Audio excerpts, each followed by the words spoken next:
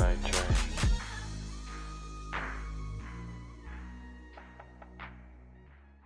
All right, y'all, man. Welcome to episode 18 of the Night Train podcast with Drew and Kev. Drew, we got a very special guest tonight, my brother. Yep. We got the mayor of Bogalusa. Not the mayor, but we got the mayor. You know, we got the self-proclaimed and everybody else call it a mayor. We got a raging Cajun, a graduate. Oh, man, here we go. Okay, you know I was gonna bring that up. We got Delta Sigma Theta Sorority Incorporated. Drew, we gotta welcome Myleeza Mingo to the Night Train, Drew.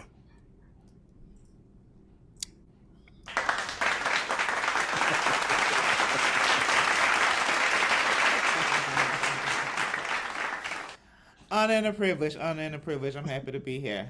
Long time coming. Let's chop it up. Yeah, Thanks man, we for said that introduction, Kev. most definitely, man. Most definitely. We said we were gonna bring you on. First off, Drew, man, how you doing tonight, Drew? Oh, man, I'm good, man. I'm trying to wrap up the week, bro. You know what I'm saying? That's about it. Trying to make it through, trying to limp through till Friday, which is coming up on us, man. Start that weekend, man. Kick back. But it's been a rough one for Drew this week, but we healed up. Nah, I feel you, man. When we announced we was gonna have Myleeza on the show, her mama put in the comments, let's make sure we keep it PG and I don't want to embarrass her. So we're not gonna embarrass Miss Mingo. Please don't. We're not gonna do that, man. I mean, we let's get started. Mama, I've always called you Mama, so Mama, man. And you left Bogue. You went to school in New Orleans. You ended up in Lafayette. I did. You know, let's start off at the beginning. Let's go. Your love for Bogue. Where does that come from? What is Bogalusa for you? You know what? It's hard to put into words, and I really feel like it's like a small town mentality. Because when I talk about it to people, whether it's people from college or people at my job, you would think that Bogalusa is like New York City, because when I talk about it, I love it so much.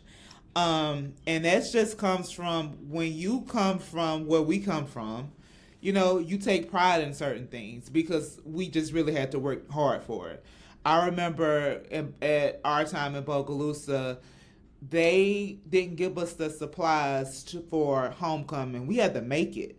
You know, like they didn't give a lot of stuff to us for as far as like even Beta Club and traveling. You had to raise that money. Nothing was given. So you take a different pride whenever you just come from the bottom.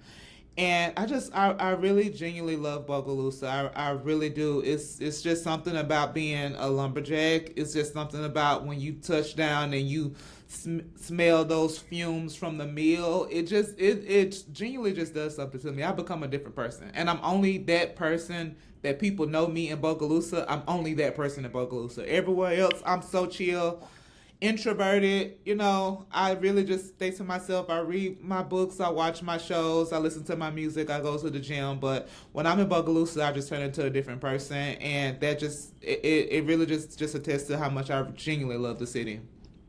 When I come back to work from being in Bogle weekend, that Monday and Tuesday, they're like, who are you?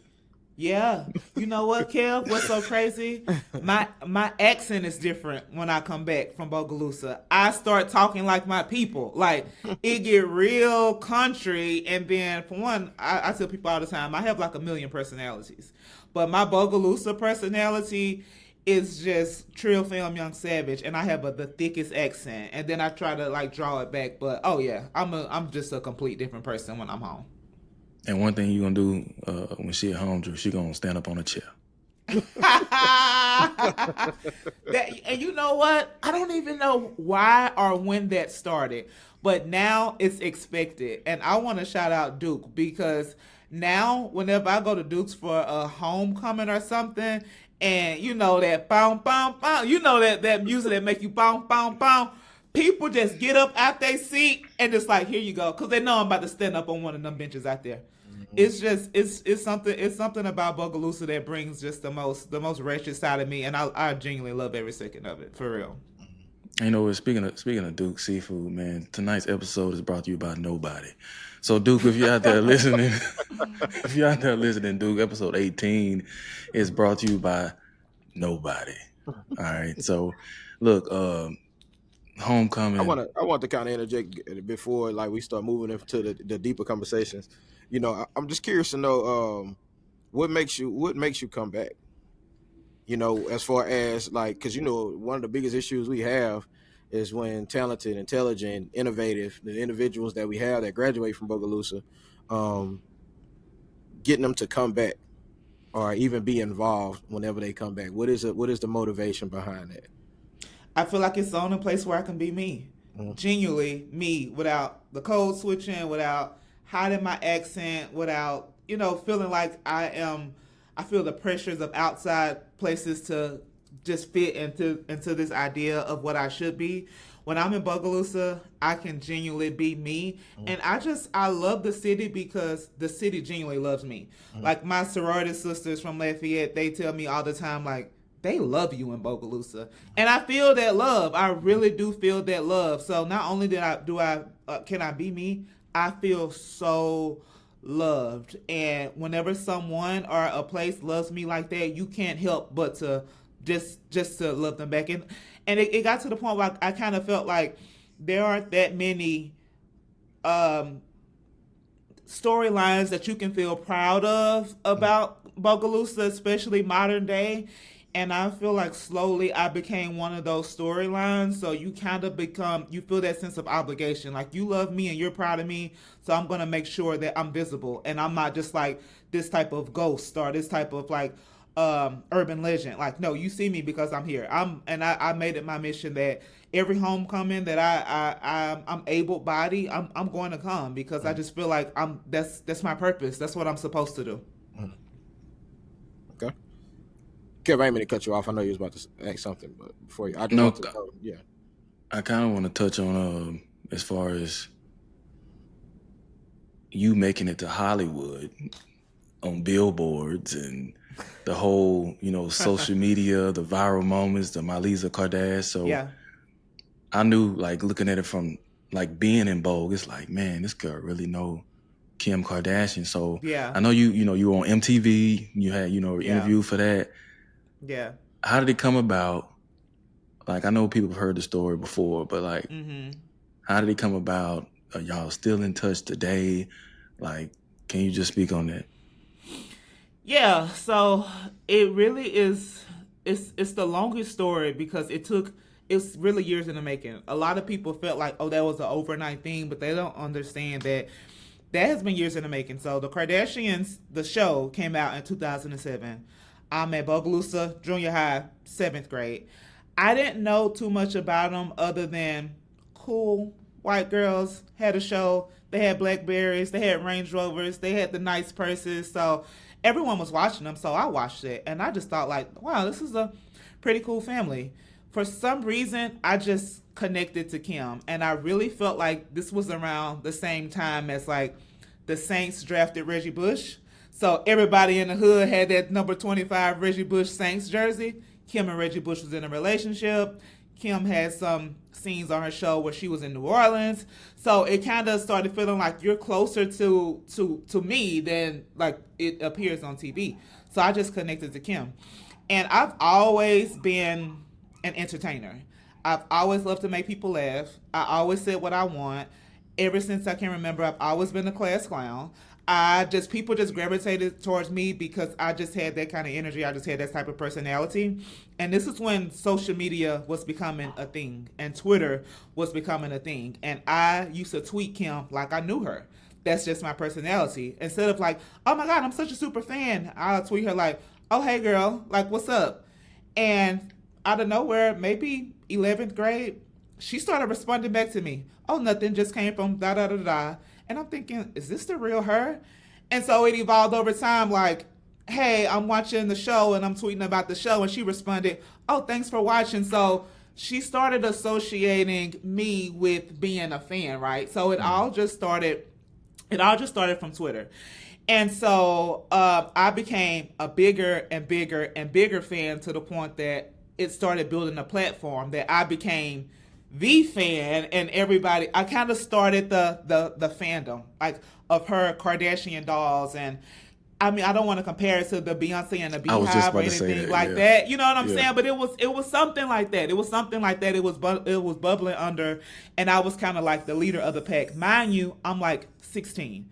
I am going to Bogalusa High School, population 10,000, but this person associated with me with being a big fan. And so I used to tweet that, oh, I'm graduating from high school, and she'll send me, oh, well, congratulations. It just became a relationship.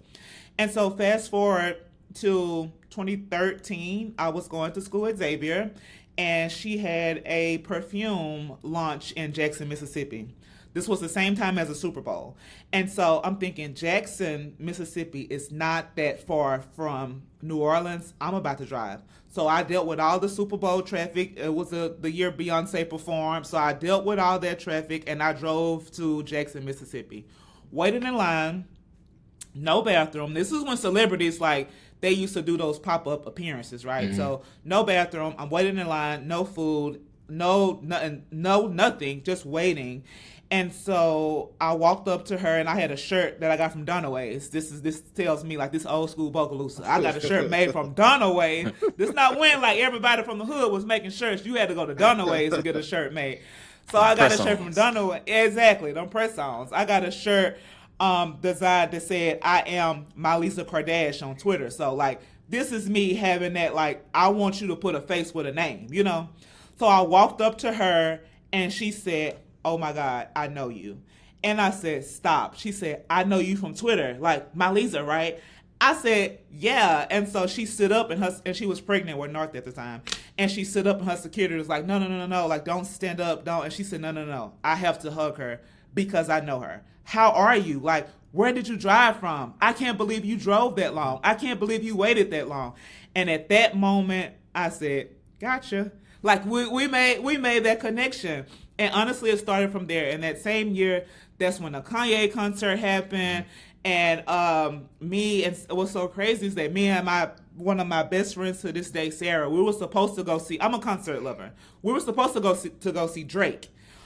This was when Just Hold On, we're going home, and Hotline, like that era, not Hotline Bling, but that not whatever that album was. It was around that time, that 2013. I was at UL, by the way. And so I said, Sarah, go Cajuns. I said, Sarah, let's go see Drake. And Sarah was like always down with whatever. And then I saw Kanye was going on tour, and I said, let's go see Kanye instead. Sarah was a Kanye fan. I knew some of Kanye's songs, but I wasn't as big as a fan as Sarah. But that's when Yeezus had just dropped. So everybody was on Kanye because he was he really became like a bigger icon in 2013. And him and Kim had just got together. And I said, wouldn't it be so crazy if we go to the Kanye concert and get a chance to even see Kim? And Sarah was like, yeah, that would be crazy. And I said, it would be really crazy if she just like tells me that she wants to see me. And Sarah was like, yeah, it'll be crazy. And I said, but what if it happened?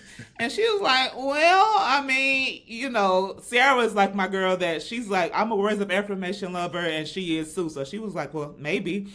And so getting closer to the concert, and by this time, Kim had followed me already. So she followed me on Twitter. Like, we had kind of built I never messaged her or anything, but she followed me. So that was a big thing. And so I would just like kind of subtweet, like, I can't wait for the Kanye concert in New Orleans. I'm so ready for the Kanye concert in New Orleans. I'm going to be there. Just bait. I'm just like so damn thirsty. Like, I didn't want to just straight up say, hey, can you see me at the concert? But I'm thinking like, yeah, like I'm counting down for the concert. So the night of the concert came, she still hadn't responded. And I said, well, fuck it, Sarah. We just about to go, just vibe out. We got good seats, vibe out to the concert.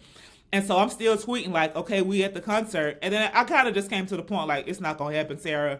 Like, maybe we'll see her and she wave her hands, but we won't be able to like interact or anything. It's Kendrick Lamar opened up for Kanye. This is how old this is. Now you know how big of a star Kendrick Lamar is now. Kendrick Lamar opened up for Kanye. And then Sarah was like, I didn't really know who Kendrick Lamar was. And so I'm just sitting on my phone still tweeting. I'm at the concert. I can't wait for the concert. I'm just ready for the concert to start. And so by the time Kanye came on stage, Sarah went to the bathroom. And so then I get a tweet that said, hey, where you sitting? I want you to come sit with me in VIP. And I'm looking at my phone like, oh my God. It happened. Like exactly what I dreamed of, it happened. Mm-hmm. And so Sarah came back to the bathroom. I just showed her my phone like, look. And she looking at me like, can I come with you? Can I come with you? I said, nigga, you think I'm about to not let you come with me? Like, yeah, you coming. We came here together. We rolled here together. Why would I leave you? So the security came to get us. We walking down stage, and me, I'm from Bogalusa. I'm dapping people up as I'm walking down backstage. I'm like, yeah, we in here. Yeah, I'm too. Look at the necklace. I'm too Davenport. Like, yeah, I'm dapping people up. And then Kim just like, as we entered this backstage and going on like this VIP riser and all that, she just looked at me like, I'm so happy you could make it. I said, like, did you see how thirsty I was trying to get back here?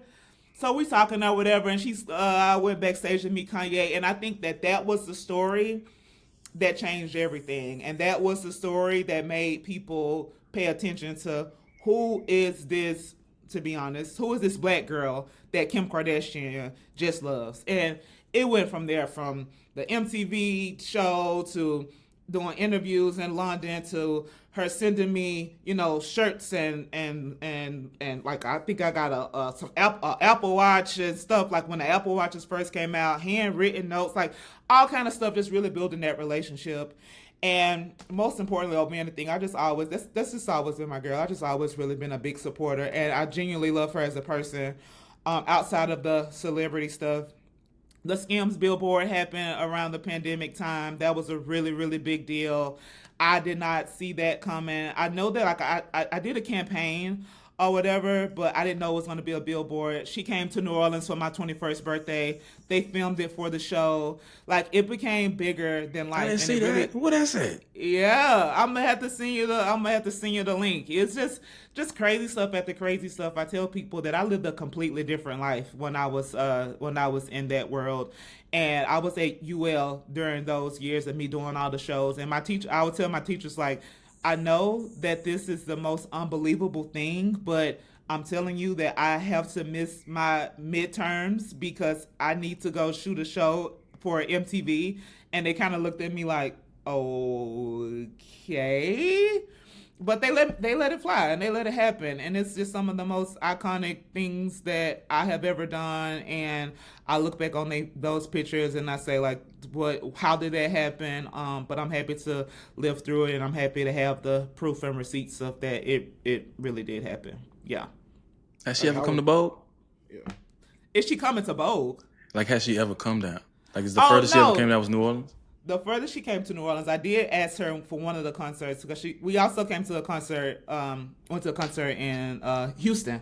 This was when The Life of Pablo came out, and I asked her to make a video to say, "What's up, Bogalusa?" So I have that, but no, she has never come to Bogalusa. You gotta get it on Davenport. Drew, you about to say something? Oh my God! Yeah, I was gonna ask Myleeza, did she enjoy any of the Diddy parties? Oh man, I was just curious. I was just curious, man. I just ain't know. Like, I was just curious, man. Like, did you, was you able to frequent any of those? No, she wasn't at them freaky. No. He's asking you. He's saying you. Oh, me? I have never attended a Diddy party. I have never. I have never. Nah, I don't lock them up. I'm not with that. I'm not with that Diddy party. You ain't never go to the pool parties, none of that no more. Never. That's crazy. I'm sorry to break it to you, Drew, but no. Oh no, I had to ask for the culture, man. You know what I mean? Like, you rocking. Drew is the only one that had that question. Never. Hey, how was Jay? Jay is one of my favorite individuals on the planet, right? You know what I'm saying? Yeah. Like, so what was his personality like when you met him backstage? Very shy and awkward. Mm-hmm. Like, I would say the very first time I met him, this was at the 2013 concert, and Kim asked me, like, do y'all want to go backstage and meet Kanye? And I'm looking at Sarah like, hell yeah, we want to go backstage. Mm-hmm. So we walked backstage. Of course, I'm dapping people up, like I'm the star in this situation. But at that point, I'm like, you can't get no bigger than this. Mm-hmm. And so Kim was just like, hey, this is Myleeza, one of my friends. This is Myleeza, and this is her friend Sarah. And he's just like, hey. And I'm like, hey. And then he like reached in for a hug. Yeah. And then I'm like, okay. It really was like low key, like, you could tell he was shy, kind of robotic, kind of Kim, kind of helping him. Like, this is how you socially awkward. Yeah, exactly. That's a good way to say it. Socially awkward. Never was rude. Yeah. And then I met him again. Kim flew a few of her like biggest fans out to. She had like a birthday brunch, and so he popped up and surprised everybody. And we listened to like this was before the I Made That Bitch Famous. This was before all of that came out, so we heard it first. And I'm thinking like, oh my god, like this is about Myleeza. to, Hey, so she had listening parties. I'm listening to. Hey, that's why I had to ask you what I asked you. You at Kanye listening party, man. You up there? We are sitting outside. You know, at one point, Kanye used to carry around this MacBook everywhere, right? And so he plugged the MacBook up. He pulled up in like a really like matted out Range Rover. And so a few of us walked outside. He plugged the MacBook up, and he's just playing like music never released. And we just like, oh, this is about to be a hit. And a few months later, like everywhere, everybody, I Made That Bitch Famous. So I heard that before, but.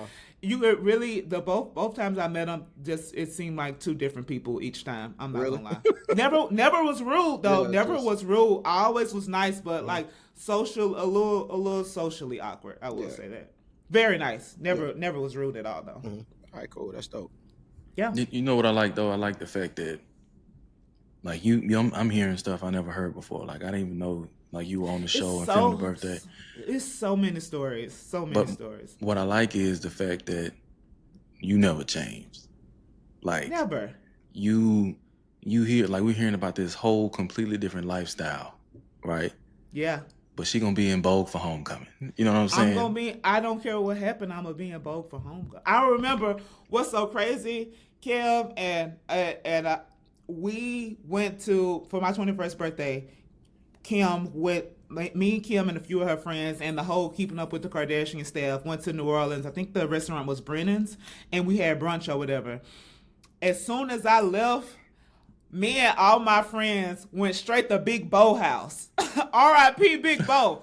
But we just like chilling that bit. We went to Sarah house and we went to Big, like we just hopping around the traps in Bogalusa. Sorry, Ma, I live a different life. We just hopping around the traps in Bogalusa. I'm hanging out with Big Bo, and Big Bo like, man, that's some crazy shit you doing. I'm like, I know, right? Like I went from Kim K, millionaires filming a show, to comment to chilling with Big Bo, and we just like out, just like laughing, and it's just I would never change. Never, because at the end of the day, like I know who I am and I know where to love at, and I don't care what I do or what I've done. I'm just always gonna be me. That's just me. That's lovely, man. I like that, man. And I know, like Drew, I mentioned this before on the show where we talk about like Coach McGee saying how people leave and never come back, right? Like there's a certain group of like Mandeville, Slidell, people go off to college, then they come back to those communities and they put into their community in that way by being a lawyer or a doctor in their town. In Bogalusa, you know, we leave and we don't come back to live, but we come back and give back. So I know you've done a lot in the school system and speaking to the kids. Mm-hmm. What does that come from as far as, I know it's important to give back, but what is the drive and coming back home, going to the high school you graduated from, how important is that to you? I am so pro be the person you needed when you were younger. And I know that's such a cliche quote, but I needed to see people that go off and they do something. Even in Bogalusa, I mean, it should be like this anywhere, but in Bogalusa, it's big if you graduate from college. Like, that's a big thing. And so if I can reach back and talk to kids or help kids, Kim, I don't even think you know this, and Drew, I don't think you know this either, but for at least 7 or 8 months, I worked at Bogalusa High School.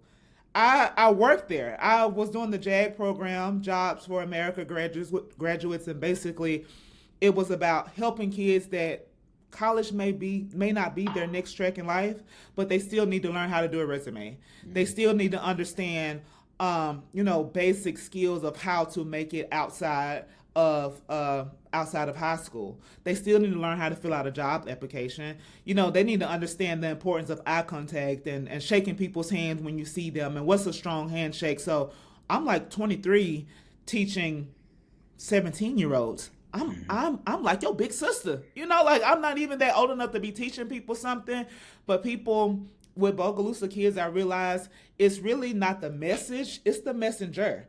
I may be saying the same thing as what the principal is saying, but because it's coming from me and I know how to talk to them, they're more receptive of it and they're more inclined to take my advice and run with it versus saying you can't relate to me. And I think that's why it's important for teachers, staff, and everybody to be from Bogalusa. You can't tell me what it's like. You don't know what it's like to be where I'm from, so you can't really relate to what I'm going through, And so it's just important to show them that there's it's so many different ways to get it. And I think Bogalusa kids kind of get like one track minded to where they only see one road to success and they don't understand there's so many different pathways. So anytime a kid reaches out to me about anything, I automatically give them they reach out to me usually like on Instagram or on Facebook. I give them my number and I say, call me. And if you don't feel comfortable calling me, text me. Like, we can talk about it. Let's talk about it. It's so important to me because it's not that many people that come back and also make themselves available, Yeah, and Drew, Myleeza is a part of the coalition of starting this Bogalusa Alumni Association. So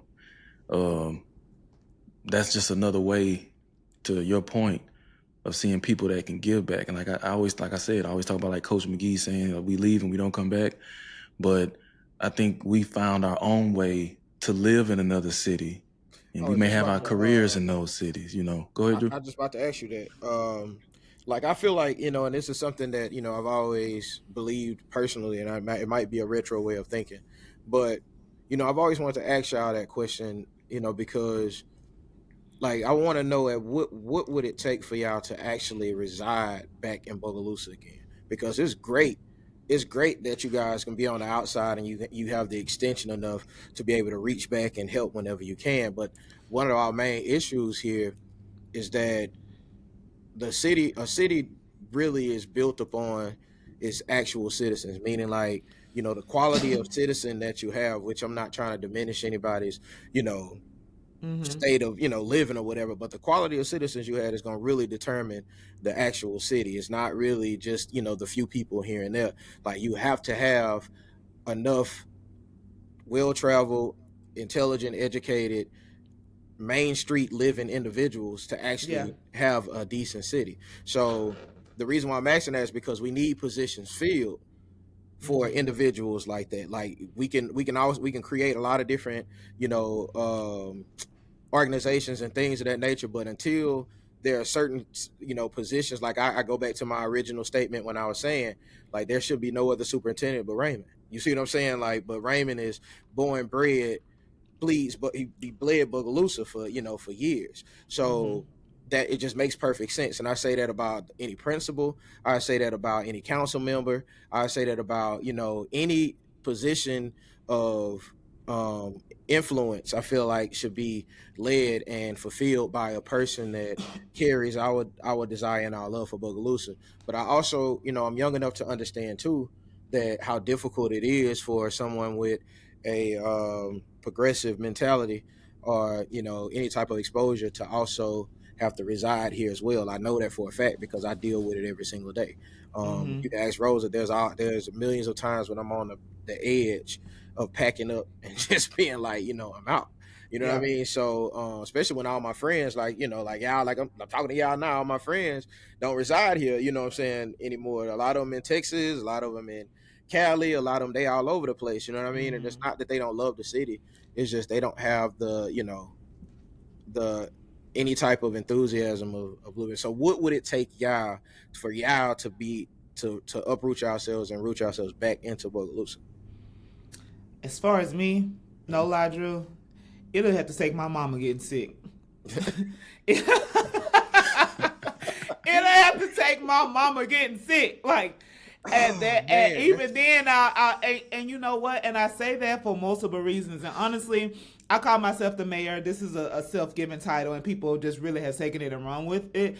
But I don't really comment on Bogalusa politics that much for the fact that, like, you know how that Mean Girls, the movie Mean Girls, and they say she doesn't even go here. Yeah. Like Yeah. I can't, you know what I'm saying? Like Yeah. you can't even comment on this. I ain't lived in Bogalusa. I graduated from Bogalusa High School in 2012, and I can probably since then I haven't lived in Bogalusa a full year since I graduated in 2012. So I can't comment on the issues that people that are deeper in the trenches can comment on, and I think that's because like ever since I was in probably in the 10th grade, I knew that I want to live in the city.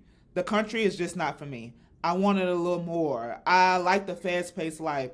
I mean, I like the big houses that's back there and like in the cuts of Bogalusa and back in Bonneville with a lot of land and the cows and the big porch and the swing on the edge. But I like high rise living. Like I like seeing city lights when you Bougie. go out. James St. Patrick. I don't live in a high rise, but I'm saying I like that type of living. Like I like fast pace. I like being able to drive 10 minutes to an airport. I just like that type of fast paced life. And I also feel like I have a career in marketing. It ain't no marketing jobs in Bogalusa. You know, it ain't. It's you either to me in order to be I'm thinking about a '90s success story in Bogalusa.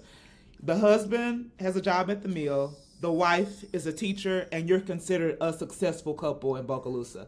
If the husband has a job at the mill and the wife is a nurse, you are Bogalusa rich. You are, filthy, but there's no career that I want to get a job in marketing. What I'm gonna work at? What I'm gonna do? And I'm not gonna lie, like the checks are nice in Texas. It's some nice checks in Texas, especially if you get in the right industry. Like you can make a nice living. And I think that this is not even a Bogalusa thing. I think this is a Louisiana thing. Economically, we're just not there. I think about the people that I graduated from UL with, or the people that went to the LSUs, or the Southerns and the Gramblin's. It's like a great migration. You go to elementary in Louisiana, you go to high school in Louisiana, you go to college in Louisiana, and you go. Yeah. You go. It's so many people from Louisiana that live in Houston, Dallas, Atlanta. Those are the cities that get so much of our talent. So it's not just a Bogalusa thing. I think Louisiana just needs to look in the mirror and say, we have all these graduates that's coming from these Louisiana colleges. Why can't we maintain them and grow our system? So it will, personally, long story short, it'll have to take my mom getting sick, and even then I'll try to ask her to move to Texas. Yeah, I don't even think it wasn't even an option to stay growing up. Like it was, you're going to college. That wasn't an option. You're going to go to school. And I think when you get to school, after living in Bogue your entire life, you start being open to other things that you didn't even know about. So, like for me, Drew, to answer your question, I mean, the closest it was for me to move back, when Tyron won and became the mayor, he'd asked me to come be his chief of staff. That was the closest to me just thinking about moving back.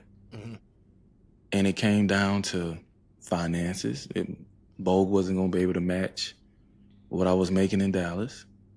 And then at the same time, coming back and forth, like doing BSN and going back home, that showed me, honestly, and being at the city council meetings, that showed me that the vast majority of people living in Bogalusa didn't take Bogalusa serious enough. So if I'm coming back home and pouring into the city, and the people that was living there wasn't pouring into it, and they lived there, they pay taxes there, they're voters there. Yes, I could be like, I'm gonna be the role model and move back home, but then that puts me and my family in a position to now I'm sacrificing for a community that I don't even care about that community. That's how I looked at it. So that's why I come back a lot. Like when I left UL and I moved to DC, I wasn't coming back to Bogue at all. When I moved to Dallas, I was closer. That's when I started doing the whole. That's like when the camera work started. When I was in Dallas, I was closer to be able to come back home and do it. But like I told Tyron at the time, I was like, I think I can do more not sitting in that seat. I could be more vocal on things that I couldn't really talk about if I did take that job.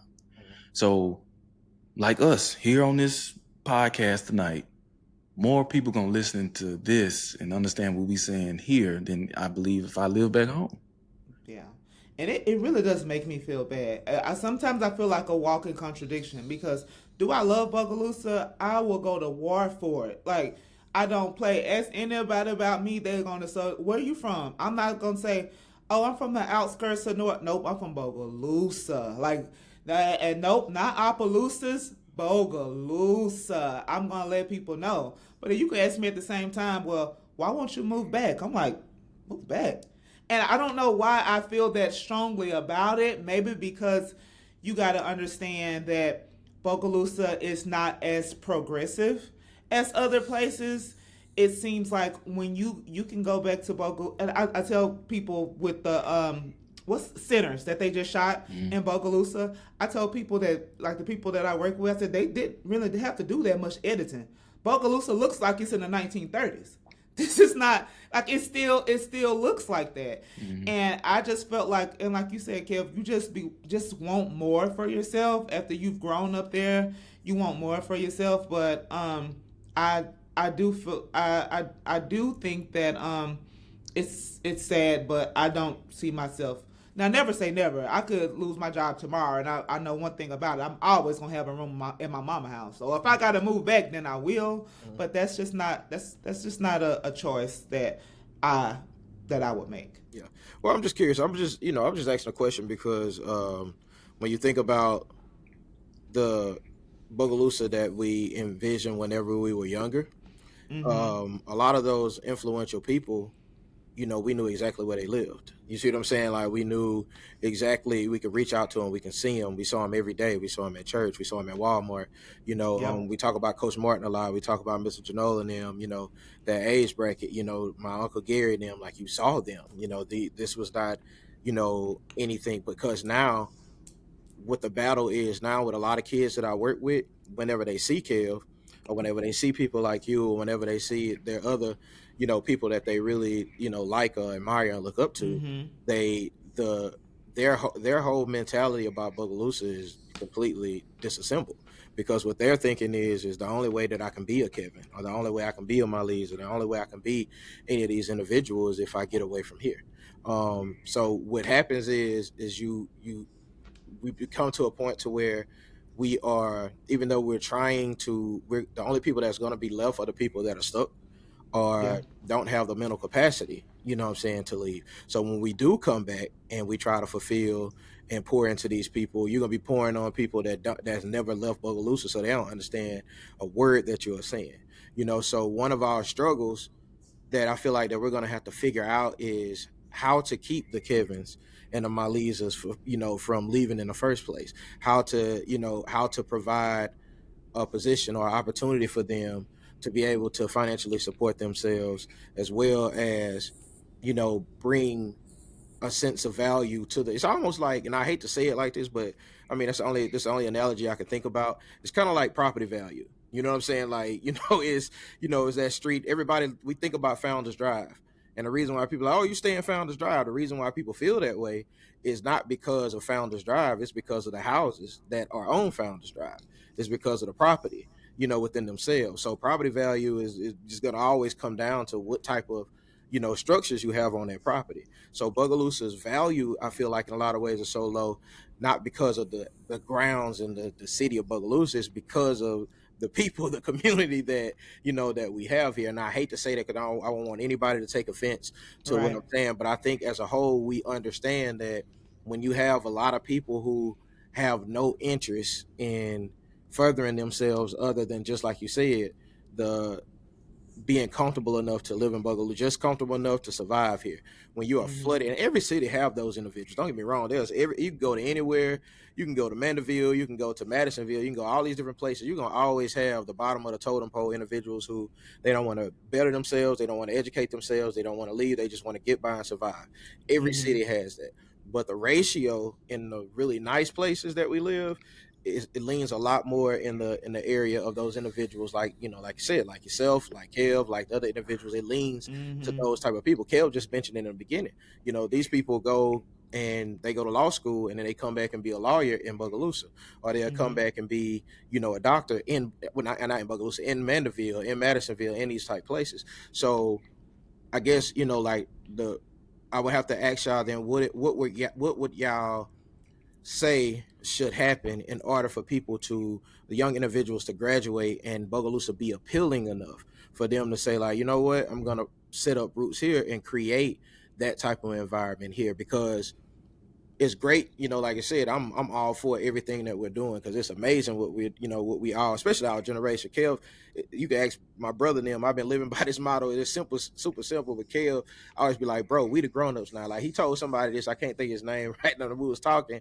He was like, nigga, you the grown-up. Like, what you saying what we need to do? You the grown-up. So like that just been playing in my head like over and over again, because it's funny, but it's true. Like, it's what I've been trying to get people to understand for the last 10 years. Like, y'all, we the grown-ups now, man. We keep saying what we need to do, but until we, like, y'all picked up and did the alumni association, like, just stepping up and being like, look, we got to get this type stuff started.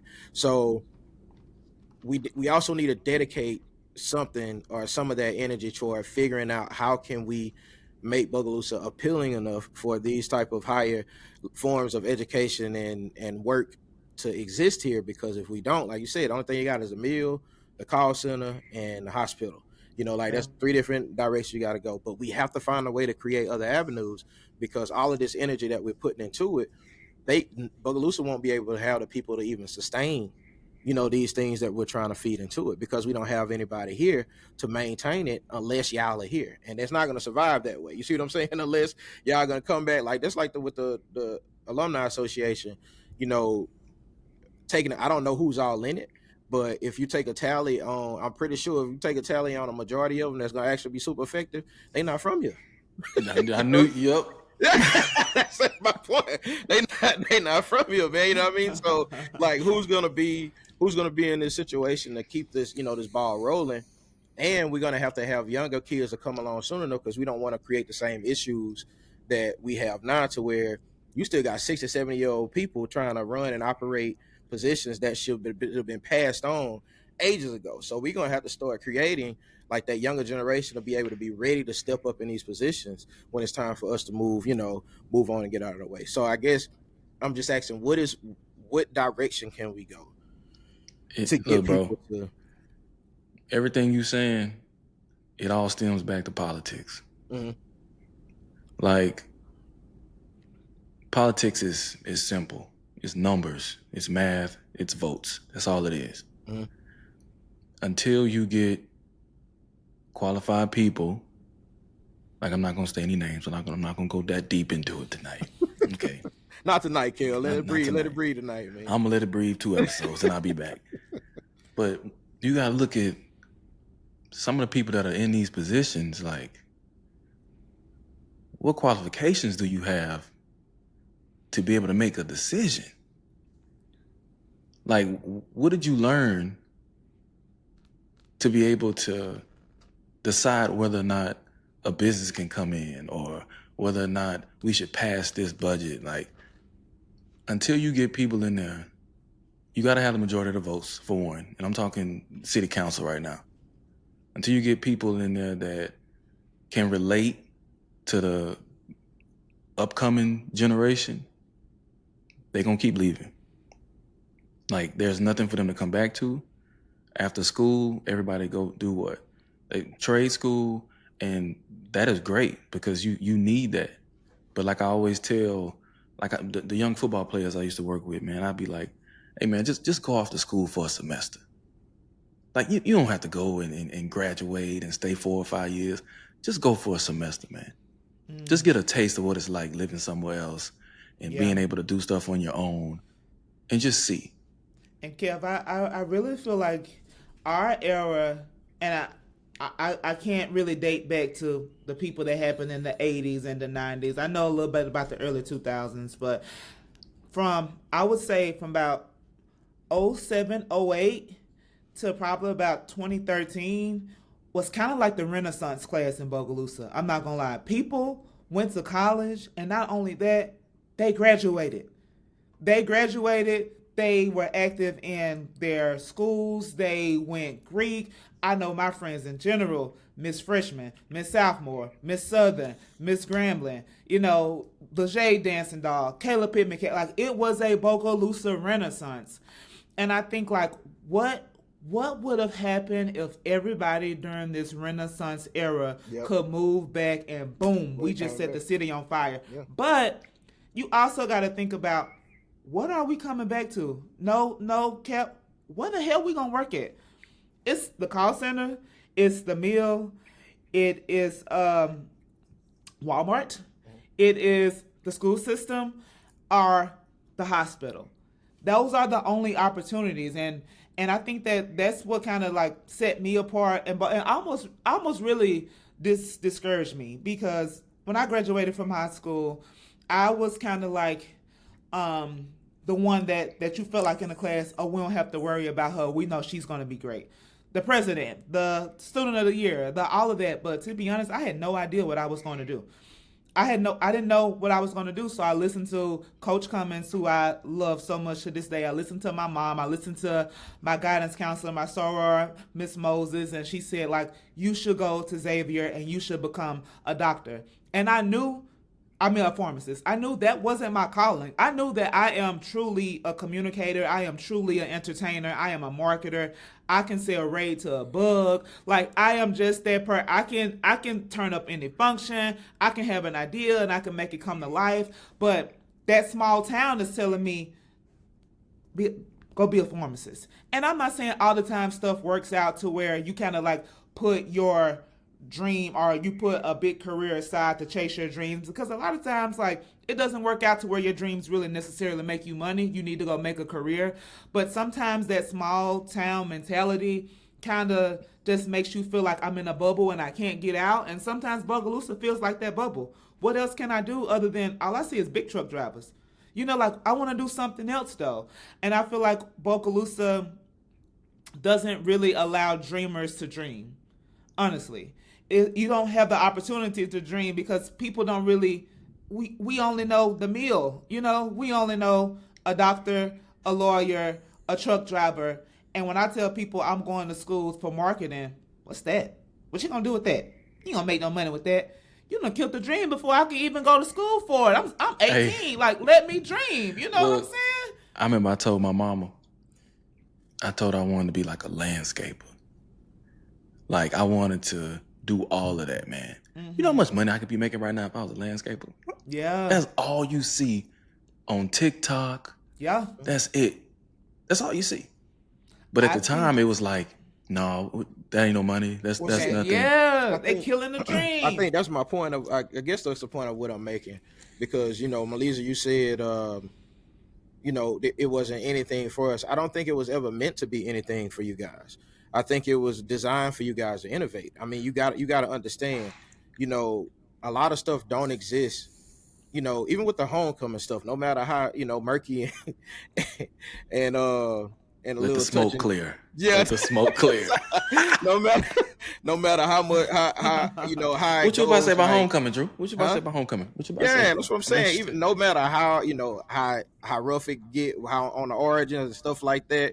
Yeah. Like, my thing is that y'all pretty much is what I'm saying. Like, y'all group of individuals, that group of time is the reason why that is a thing now. In Bogalusa, like, everything that y'all touch is something that wasn't here before already. So I think that's my point, is we're gonna have to figure out a way to get these young individuals to know, like, hey, you have, like me and Kel say, so much untapped potential here. Bogalusa is untapped availability here in Bogalusa. Is just the fact that we haven't had anybody yet to come home and be like, okay, y'all, look, even if it was a coalition base or a corporation base or, one of those type of things, was like, look, y'all, we finna start this, and this is, we're going to build on top of this. Yes, will it be rough? Yeah, it's going to be rough in the beginning, but it has to start somewhere. And that's the point of what I'm saying, is I feel like y'all had all of that talent, and y'all have that unity that y'all carry, because it was going to be needed for what y'all was going to have to come back and do. Um, and the one or two that do, like for instance, when I came back and started working with athletes, and I started line head and everything, it was great. But there was no way possible for me to put a dent in in the mass amount of young kids that was going to really need help. Now, thankfully, I was able to pass it on to my daughter, and she's continuing it on. But it was something that wasn't here. That didn't exist when I was in high school. When I was in high school, we had people like so many athletes, and I'm pretty sure Kev can attest to this. We were just talking about this with Ramil. We was talking about it, with Booker Roberts. My whole 2004 class, we had athletes all up and down that class that should have been playing D1 football, but we didn't have anybody that'll develop those mental skills, those that coachability that's needed, getting on the blackboard and stuff with them. So my desire was always to create an outlet here in Bogalusa for those kids. So it's the same concept. I feel like what I'm trying to get y'all to understand is, like, for instance, like Kel, there was no real media, since Big Tim passed. And I don't even know if y'all remember I know Kel remember Big Tim. Come on now. Okay, then I say, Drew, wait, Drew, how old you think I am? Come on now. Like, I'm not no YN. I know what Big Tim was. Come on. Since Big Tim, it wasn't anything like that he's doing, man. Yeah. So the amount of kids, just think about it now. Like, say if Kel would have came back, you would have came back with your, your entertainment, mentality that you have. There could have been so many different. We could have had a whole network studio here in Bogalusa for that type of stuff. It's just, and I mean, this hindsight is 2020, but what I'm saying is everything that y'all are doing right now is heavily based on y'all ability to innovate and create a lane that wasn't there before. Man, we had Burt Burr. That's it. You know what I mean? And with all due respect, man, he can't hold a flame to my boy Kev now. You know what I'm saying? When it comes to, I just want to give Kev so much kudos. Starting all the way back to the BSN. Yeah, that's my I remember when he first launched it, I was like, whoa. Yeah. Bogalusa was really, no, for real, I just said, whoa. It's bringing us to modern day. And absolutely. I think that so many things, even with this association, alumni association, it's making us get with the modern times. And honestly, it really takes a lot of time and effort and people not seeing your dream or seeing your vision until you bring it to life. And it's like, I got it now. Yeah. Bogalusa is really such a show me city. Yeah. And then you gotta like really break it to them. And so when Kev started, when the football team was just winning, I owe a lot of that. When Kev used to go live, like what? Hey, I'm sitting there like, bro, what has like, it's just, it seems so innovative, but like other schools do it, but it's never been done in Bogalusa. So let me tell you this. And it really brought us to like a whole new world. One of the hardest things about that, though, for Kel, was that commute. If he lived in Bogue, it wouldn't have been a problem. Like that boy would have had, like if he lived there, it wouldn't have been a problem. You know what I'm saying? Like that, and that's the whole This point. Man been trying to get me to come back home and run for something. For years. Because I'm telling you, we sitting here talking. Just think about what the council would have been. If you got just think about what the city council, would have been if we would have had all of y'all individuals come. Just even from when I graduated, let's say from 2004. Drew, well, let me just say this though. We trying to pay the bills. Like, I know Kev got a family. I don't even have kids, but Kev got a family. He got a wife. He got kids. And I feel like a thriving utopia that you're describing, it all goes back to, and no shade, like my mom just retired from this place. Can my kids get a good education here? Do my kids have like a good recreational avenues to do here? Like I think about the suburbs. The suburbs thrive off a thriving school. Parents will move from wherever they are because the school system is doing so well. And once upon a time, that was Bogalusa. I've heard about I've heard about those days. And I didn't mean to cut you off, but I got 3 kids and a wife, and we just fine. Like my kids are highly educated. My daughter is only 22. She has her own business that's doing really well. So look, let me say this. So what I'm telling you is what I'm saying is I understand your concept, but the reason why you feel the way that you feel now, I get it. It's like that's why I said hindsight is 2020 because you had a chance to be out there and see. Like I feel like anybody that leave Bogue is gonna excel. And the reason why is because you got to understand, anybody that let me tell you something, anybody that goes a path that we all went, we go to college, we graduate, we get our degree, we leave here and establish ourselves somewhere else and grow up in Bogue.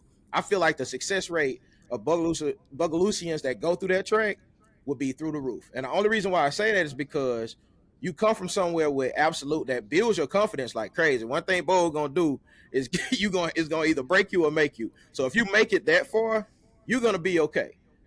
The problem is what I'm saying is that you know how blessed you are now because you went out there and experienced it. But if you would have brought all of that back, your mentality wouldn't have been like it is right now. You see what I'm saying? Like it would have been like, all right, cool. I make 75,000 a year. I make 65,000 a year. Now to you now, that might be like, damn man, that ain't nothing. You know what I mean? So that's my point. Like, but being here to where Bogalusa, $65,000-$70,000 a year is like 120 to 130 somewhere else. You know what I mean? And you just said it. If you work at the mill and your wife a nurse, you Bogalusa rich. You Bogalusa rich. Yeah, that's what I'm saying. So the mentality is different. We just don't give ourselves the opportunity to ever think that way or create that way to a point to give ourselves the opportunity. So that's what I'm saying. I had to create my own. It's also all about exposure. Like, yeah, I mean, I came from Bogalusa. I have nieces and nephews and everybody in Bogalusa, and yeah, they are doing just fine. Mm-hmm. But with me being on the outside looking in, it could be better. Truly, it could be better. Are they fine? Yeah. Could it be better? Absolutely. So I think of stuff like the base level to me is greatness. It's not they're doing good. True. I need you to be great, but also in order to be great, and I'm gonna agree to disagree with you when you say people move from Bogalusa and they success rate through the roof. To me, to move from Bogalusa, especially in Texas or wherever else you move, you gotta have that dog in you. You gotta have that mentality to say, I ain't going back. You really got to have that dog in you. And I feel like it's like eat or get ate, like survival of the fittest. When you have that locked in mentality, to me, that's what it takes. You got to have that mentality to say, I'm not going back. And I had some slip ups, so I thought that I would have to. And if I had to, then cool. I just have to go back home. But by the grace of God, stuff worked out. And I had that dog in me, and I didn't have to. But it's really, you can look at it from two sides of the spectrum, but I feel like good is good, but great is great. Before, and I'm gonna I know Kel want to chime in, but I'm gonna say this last thing. Mm-hmm. I feel like you missing like my point of what I'm saying. Like that mentality that you just said, I carry the same exact mentality, which is why most of the the young kids that I work with, they'll tell you like, man, Drew trying to kill you. No, I never was trying to kill you. I just understand that right now what you're getting in Bogalusa is 2% of what you're gonna have to deal with when you get to college. You know what I'm saying? Okay. And it's less than 1% of what you're going to deal with if you go to the next level. So yes, my weightlifting regimen might seem impossible to you because that's only because you've been exposed to the bare minimum. Mm-hmm. But the problem is that we don't have enough people in positions of power to have that understanding to say like, yes, you got a B on this test, but you can get this B right here is a D in other school systems from around the world. You see what I'm saying? Like, yes, you were number 2 in your class right now, but you will really be number 100. Let's talk about it, Drew. Hey, no, that's what I was about to say earlier. Let's talk about it. Hey, look, I tell people all the time. That's my point, though. We need. I got you. Then when you broke it like that, Drew, I got you. I agree. I got you. I agree now. I see what you mean. We don't have nobody. That's what I'm saying about getting y'all back because we don't have like Kev. Like, bruh, I can look at my old pictures before I met Kev and stuff that I did before I met Kev, and then I can look at my stuff now that I play. It's so much stuff I got on my phone saved that I ain't never uploaded, posted pictures, all kind of stuff. But that I have completely changed because Kev had a chance to experience photography on a level that I never experienced before. So even if you go back and watch Kev stuff from from a few years ago, and even speaking of BSN, go back and look at some of his graphics for BSN. You know what I mean? Go back and look at our first pod. Mm-hmm. You know what I'm saying? And look at it. Nah, it's just a mentality of exposure. So having people around here all the time that's raising the bar, from bare minimum, whatever it takes to get by, and setting the standard to no, this is bare minimum up here. The bare minimum for y'all is underpass, and that's not even approaching a passing mark. So that's my whole point. I guess we'll never get to that point. I got you. We'll never get to that point because even a lot of the educators here don't understand. You know, So much of that what you're talking about reminds yeah, me of, and Kev can attest to, a Columbia Street. yeah, oh When yeah, you come from Columbia Street, which I you did. are going to be Yeah, Okay, you went to Columbia Street too, Drew? absolutely. When it first, Okay, I didn't yeah, see. I didn't know. I didn't yeah. know Yeah, that. when it first It. opened. When it Oh, first, when it first yeah, opened. we had Okay. Long, see What long year? What year time. was this? What that year was was this? that was I graduated in '04, so that had to be 90 90, something. 96 maybe. Damn. Okay. So this Oh, is when they damn. first created the magnet class, like the advanced class. Yeah. This Okay. before Okay. politically correctness, they called it See, I magnet. didn't know. Yeah, they called it magnet And class regular, and right? regular in that mother. And regular, yeah. You was And either part of yeah. So I did fifth and sixth grade, yeah. yeah, in a magnet class, and they completely changed my life. That was their mentality. Yes. Yeah, you're good, but when you leave out of here, you're going to be great. Yeah, you're gonna be great. And that's kind of like my standard. Like whether it's like whatever I'm doing, like this is good, yeah. But you need to go be great. You gotta go And be great. that's my approach. My employees at work, if I have to have a one-on-one with them, I always tell them, do you want to be good or do you want to be great? Mhm. You can come to work, you can put in your 8 hours, Mhm. you can do your job, but 9 times out of 10, you're going to be in this role for the rest of your career. Mhm. But you got to start being great now in this role so you can go out and you can elevate, you can be promoted. Y'all said something earlier, Drew, you were talking about as far as like grade point average, right? People hate it in Bogue when I say this, but it's so true. You may be a 4.1 GPA in Bogue, but you're really a 3.2 if you leave. You're really a 3.2 grade point average.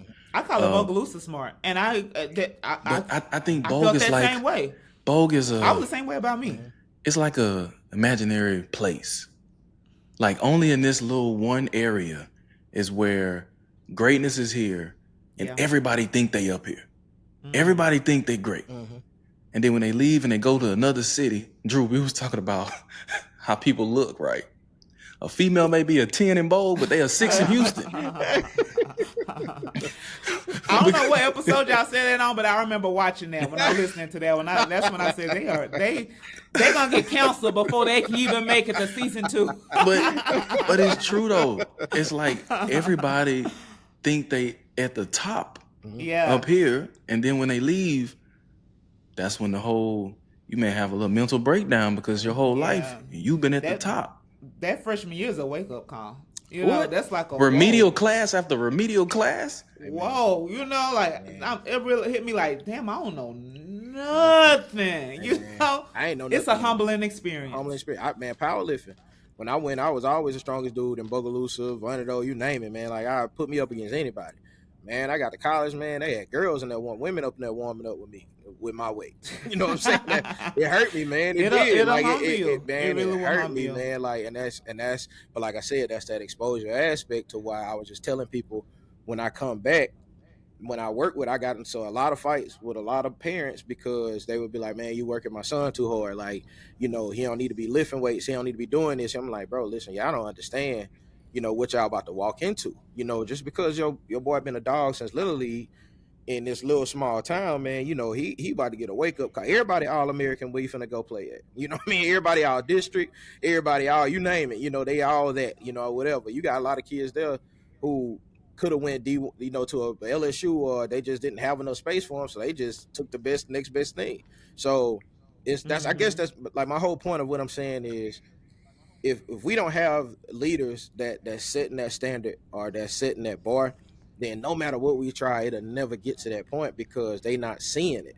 So we have to find a way to put people in these positions and it's not just the educators, because I sitting here thinking about it, it could have made it sound bad, you know, that like the educators are not trying to do that, because a lot of them are. Don't let Rosa whip your ass when you go home. Yeah, well, you know, back to school board, I ain't got to worry about her no more. My mom be ready to fight me though, because she's still teaching at Central. But it's not the fact that you got some teachers out there that are trying to raise the bar. But what I'm saying is we don't have the parents here that understand that concept. You know, like, and that's why some parents out here will be like, man, why y'all giving them so much homework? Like, why are they doing this? Why are they doing this? Kids don't have enough time to do this. And it's like, bro, like, if you understood, and I always go back to athleticism because that's what I'm comfortable with. But I never forget when my friend used to play for used to play in Hoover that I went to college with. He played in Hoover, Alabama. I don't know if y'all remember how good the Hoover, Alabama team was. Boy, they had a whole show about them. Yeah, they had a whole show. Well, when we got to school, he was telling me about what their regular day was. Bro, kid didn't get home till about 8:45, kid. 8:30, 8:45 at night, and that was just for football practice. And they got mad when Jones had us out there that late. And that's what I was just about to say, man. And bro, when me, Jones, and Cummins was coaching, and they wasn't getting home till about 7:30, 7:40. Man, the amount of hell Jones went through, and he was like, man, y'all act like we got y'all kids running the streets. He was like, we out here trying to become great. Like, you can't become great when we this far behind with 2 hours of practice or 1 hour of practice. It don't work that much. A lot of these kids don't even know how to count the holes out on a football field. So it's going to take some time to build that type of program up. So we crucify every one person that come and try to elevate the bar. So that's what I'm saying is we got to get those individuals, or we have to find a way to keep those individuals that are willing to elevate the bar so that we can reset the standard. If y'all not going to come back, because evidently in the way y'all just answered me, y'all like, nah, I ain't about to have it. I'm going to do everything. I'm going to do everything I can from the comfort of my house in Texas. You know what, Kev? That's what I'm saying. I will do everything I can from where, and you know what, Drew? Everything that you're saying, you are not wrong. People are going to, and that's what make me kind of feel like, damn, I'm stuck between a rock and a hard place, because everything you're saying, you're not wrong. If you want the city to be great, they need to see you visible, and everything that you're saying is very true. But at the same time, I'm like, Kev, I will send money, I will send thoughts, I will send prayers, I will send everything I can. And when it's come to certain things, because I think the Alumni Association that we're cooking up, it's going to be a good segue into seeing alum come home. That's not just when we're at homecoming and everybody got a drink in their two-step and can't even talk to kids because we full of that brown, full of that white, this is going to be a time to where we're actually able to have mentoring programs and have every child has a phone or some type of mobile device to where we can have these type of Zoom conversations or bi-weekly check-ins or some type of big brother, big sister, something that can develop into more. And I'm really, really excited about what's to come from that. But yeah, like I said, you're not wrong at all. You're not wrong. Like, that's why I said it might be a retro. Before I started, I said could be a retro way of looking at it, but Bogalusa is a retro place, and sometimes you have to start, because that's even like with our advertisement. Like, bro, we will advertise online like, hey, this is going on at Dukes. This is how much it is. This is the price. People get to the window and be like, hey, what y'all got? It's like, fam, like, oh yeah, what time y'all open? It's like, bro, like we put but everybody's still going off of reading paper around. If you don't canvas the city, if you don't go post up posters and stuff like that, people will not know, and it's because the city is so retro. So it's it's understandable. I don't blame y'all one bit. Yeah. I don't blame y'all one bit. One day though, I'm 31 years old. One day I get homesick all the time. One day I said, like, ultimately I want to retire and move back to Louisiana. Would it be Bogalusa? Possibly, but my heart is Louisiana. Like, I do want to move back home. When that will be, I don't know, but do I want to? I don't count it out. One day I do want to move back home. Just make sure it ain't Lafayette, because I do want you to have good food. So get close to the state line. Wait. Now, Myleeza, now time out. Since you want to touch it, Drew. Okay. Drew, what? Now, since you lived there for a few years, and you from Bogue. Drew, I can't believe that came out your mouth. Drew said that say it right, Bogalusa. Hold on, I'm not. All right. Okay. He said that Bogue, Vonnedo, and all the other smaller cities along the Louisiana and Mississippi state line have better food as a whole than the 337. Drew, what? Have you ever had a pepper jack boudin ball? I don't even like boudin. Have you ever had some of that good smothered rice and meat? Black pot? See, and that's the thing, man. Oh my God.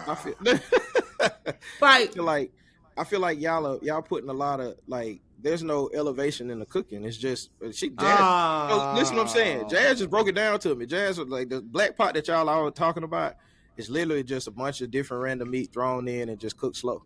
Like if that's what y'all That's what crowning, y'all that's don't like, do back home. Y'all don't cook okay. shit slow. Everything Y'all is high and fast. what? But Not you every, gotta put a little bro. love in that, Drew. You gotta make sure that Magna Light is simmering. You Oh.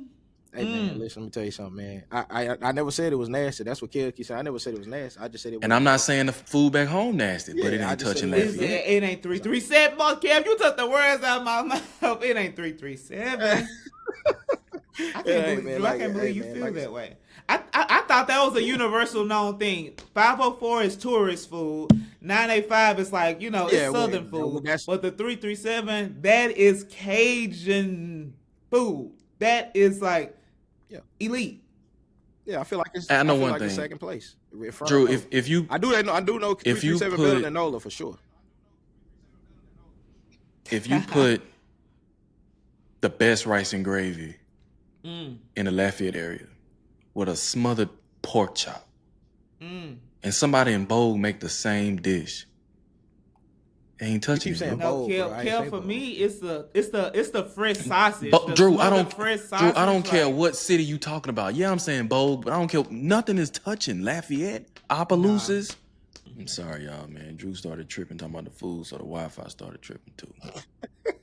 Kev had to take a sip of his wine. Like, wait a minute. My dog tripping, man. Tripping. Hey man, I'm sorry, man. Sorry for telling the truth. I ain't know I wasn't allowed to. Nah. That's my fault, man. That's my fault. Yo, man, I told Kale said he was gonna. I told him we were supposed to come out there the other weekend, but we ended up. I don't know what happened that weekend. Something happened, but we were supposed to be coming out there to. I can't even remember the name. I ask Kev every time. Old Time Grocery. Old Time Groceries. Oh, Yeah. Old Time Grocery. Yeah, So right by campus. Everybody know about Old Times. Right? Yeah, because y'all went to UL, so I mean, I expect for y'all Real too. life Cajuns. But yeah, like you know what I'm saying. Y'all keep the Cajun don't excite me, man. I'm not a fan of. I don't think Cajun food is always cracked up to what people say it is. Hey man, Very white people cooking on their border like they is in Lafayette? No. They Man, actually it don't seasoning their matter. food It out don't there in matter. It Lafayette. don't matter the ethnicity, man. No, it matter, Joe. It don't matter. Bro, I can go get an old white lady out of from State Line, Mississippi. I don't believe that. Oh, and that hey man, listen, you don't even know they black, white, whatever. I don't believe that. Okay. Mm-mm. All right. I don't believe that at all. Hey man, you understand? I grew up out there, man. Just like you went over there. I you know grew what I'm up out there too. Nah, you just dated out there, nigga. You ain't. You talking about Monica? You talking about it? You just dated out there, fam. See, this is a recorded episode. See, I can play with you. Nah, It's all pause. good. Yeah. But nah, man. I respect that, man. I understand y'all.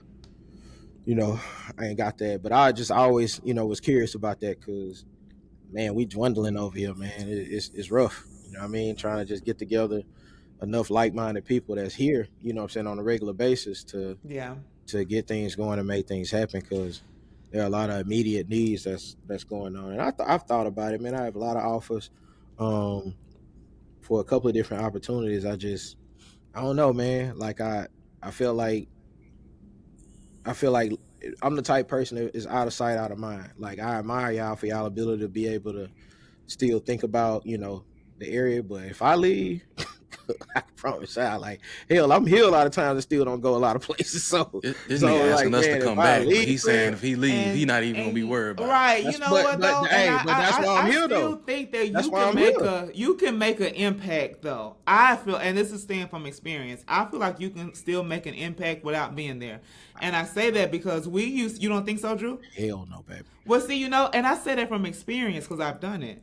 We used to be freshmen or sophomore or whatever in college, coming back home every break, Christmas break, summer break, doing some type of community service program, especially during the summers. And kids will say, I went to the Little Eyes Are Watching camp. I went to this camp or whatever thing that y'all gave. And I remember the things that y'all did. And I remember the things that y'all said.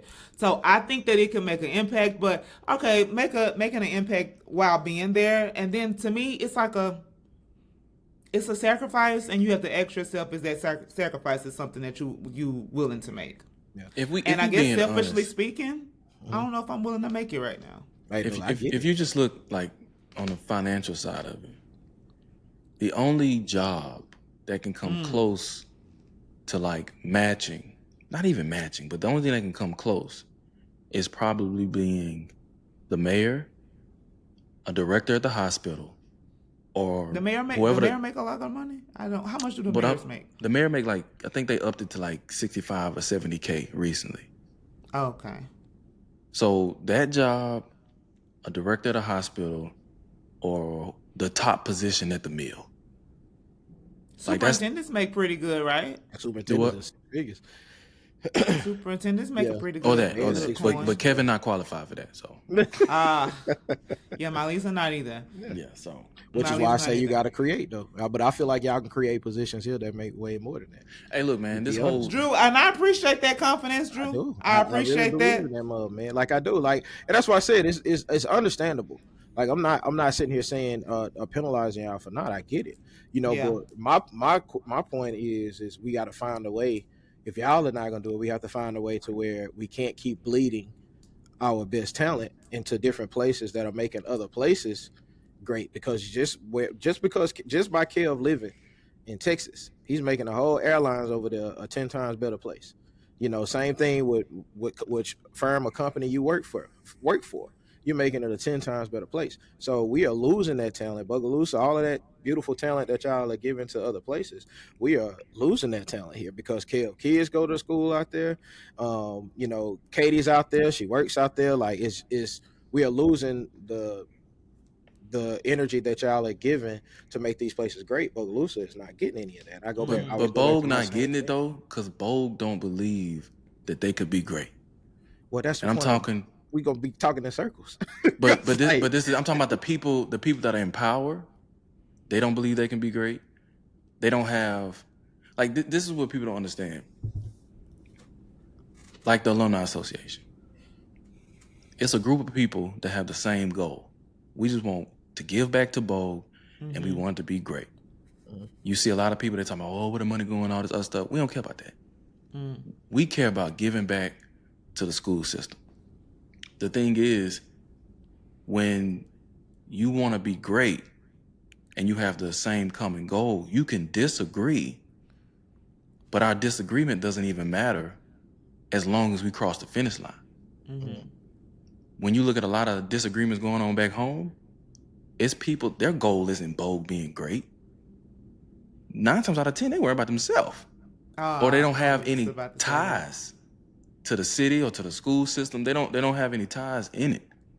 So yeah, we can come back home, and I can come back home today and start a whole media company, right? But in my opinion, BSN failed. A lot of people like Myleeza, you said, it's the greatest thing. Like it was great, but in my opinion, it failed. But it didn't fail. Why you think that? Because there was no support. So like, think about it. I'm coming back from Dallas. Man, I got a 2020. My truck got 170,000 miles on it. So I'm driving back and forth from Dallas, going to Bogue every Friday night, maybe Thursday, going to all the playoff games. But that's coming out of my pocket. Yeah. So when I see I'm to the point where I can't keep it up, and I start going and asking business, hey, can you support? Nobody want to support. They don't see the vision. That's my thing. They don't see it. They just don't. And it kind of look like, why do I have to beat the vision into your head when I can drive Houston and Bogalusa is about 6 hours away?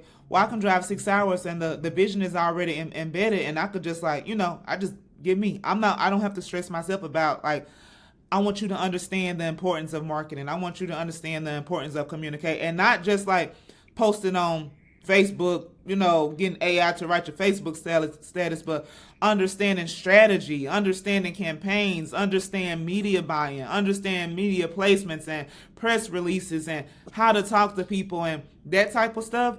I mean, like you said, Drew, Bogalusa is retro. So there's a version of media is a newspaper or a Facebook status, but it gets deeper than that. And I just don't have the time to make people see my vision, and it goes back to people will kill your dream before it even becomes a dream. And so then you get discouraged. The hookah lounge. Keep going. Yeah. You know what I'm saying? Then you get discouraged, and then it ain't nothing to do. They shut that down. And the thing is, like, okay, let's just use that as an example. They shut it down before even looking into it. Yeah. And then the person that did it, older person, don't understand it. Then you go, okay, well, you try to explain to them what it is. But then when you look at, I always talk about Bogalusa's failure is the people, because they voted them in, or the people that's there that are qualified, they're not running. So I think, like, for me, it's like, why would I come back home to put in all this time and effort and energy when most people back home, they don't do it? Yeah. So why stress myself out, and when I can just give back in my way, put the miles on my truck, or just use social media, use the podcast, use Facebook, because people hear what we saying and they listening. But I just have to find it in my own way. I just, and like Myleeza said, I would love to move back home to Bogue, like retire there. Yeah. But I'm thinking like 45, 50. I'm thinking 65, 70. Damn, Kev. They ain't have nothing left, dude. Right. Yeah, what? They gonna have to roll you in the city. Hey, look, all the YNs gonna be gone. You know, when you look at population, you know, Bogue is like 8,000. So by that time, it's gonna be 3,000. It's gonna be perfect. It's gonna be so much good land out there to just build you something nice. One day in another lifetime, I will move back, because genuinely, I really do love it. And it's hard for me to have a dog in a fight saying the politicians did this or the superintendent didn't do that, or I'm not there, so I can't really say. It feels like Mean Girls. Like I said, you don't even go here, so you don't even really know. I just hear from secondhand. But what I can speak on is, like, I know that we had a very much a golden era of Bogalusa. Oh, I was thinking about that. And we didn't capitalize off of it, and it all goes back to, what are we going to do? Yeah, we have our degree, and we have our accomplishments, and we have our Greek letters, and we have everything, but you're saying we should move back home and do what? If we graduated in week 22, are we going to spend 15 years of our life trying to build something? Bro? Then I'm gonna move back home. And I'm gonna try to provide everything I learned in Lafayette or Houston or DC or Dallas. And then when I get there, and Drew, you can attest to this, I'm gonna get there and I'm gonna do everything that I learned. And then when you start seeing it, you're gonna be like, no, that's too much. You're doing too much. When you want to be on this level of greatness, but you don't want to do what it takes to get there. And you don't want to abide by these rules you gotta abide by to be great. And that's one thing that the city won't do. And I keep saying the city, it's not everybody. It is not everybody. But it's like, I think now all we can do is when we put the association together, or when we get on here and we talk about it on the podcast. One thing that I like to do is go straight to the person that can make that decision. So a lot of times I mention Dr. Hurst. I mentioned, like we were talking about bringing back Bonnedo and Bogue. I mentioned the superintendent of Washington Parish, the principal in Bonnedo, because y'all are the people that have the power to make these decisions. Y'all are the ones that can make the change.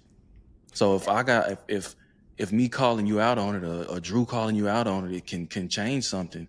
Drew, how many times you heard people say, "Oh, I never thought about that," after listening to it on the podcast? Because they like in this bubble. Yeah. Well, so this is my only thing, and like I said, it's two different ways you can look at it. Because the way I look at it is, but I look from things heavily from an entrepreneur mindset, and I think that's what sometimes like clouds judgment, because I don't feel like there's nothing that can't be created. You know what I'm saying, in any environment. So I'm like, fuck it, if I got to move to Texas, I got like 5-10 different ways to make money. You know what I'm saying, in my own lane. Whenever I get there, I'm gonna figure that shit out, just because that's just that entrepreneur mindset. That's a really great point. That entrepreneur mindset is a really great point, and I'm gonna be completely honest. That's something that I don't have. Yeah, and that's I don't, and I'm not. My mom is the same way. She always talks about this business and that business. Yeah. I'm not an entrepreneur because I know that it takes so much, and I don't.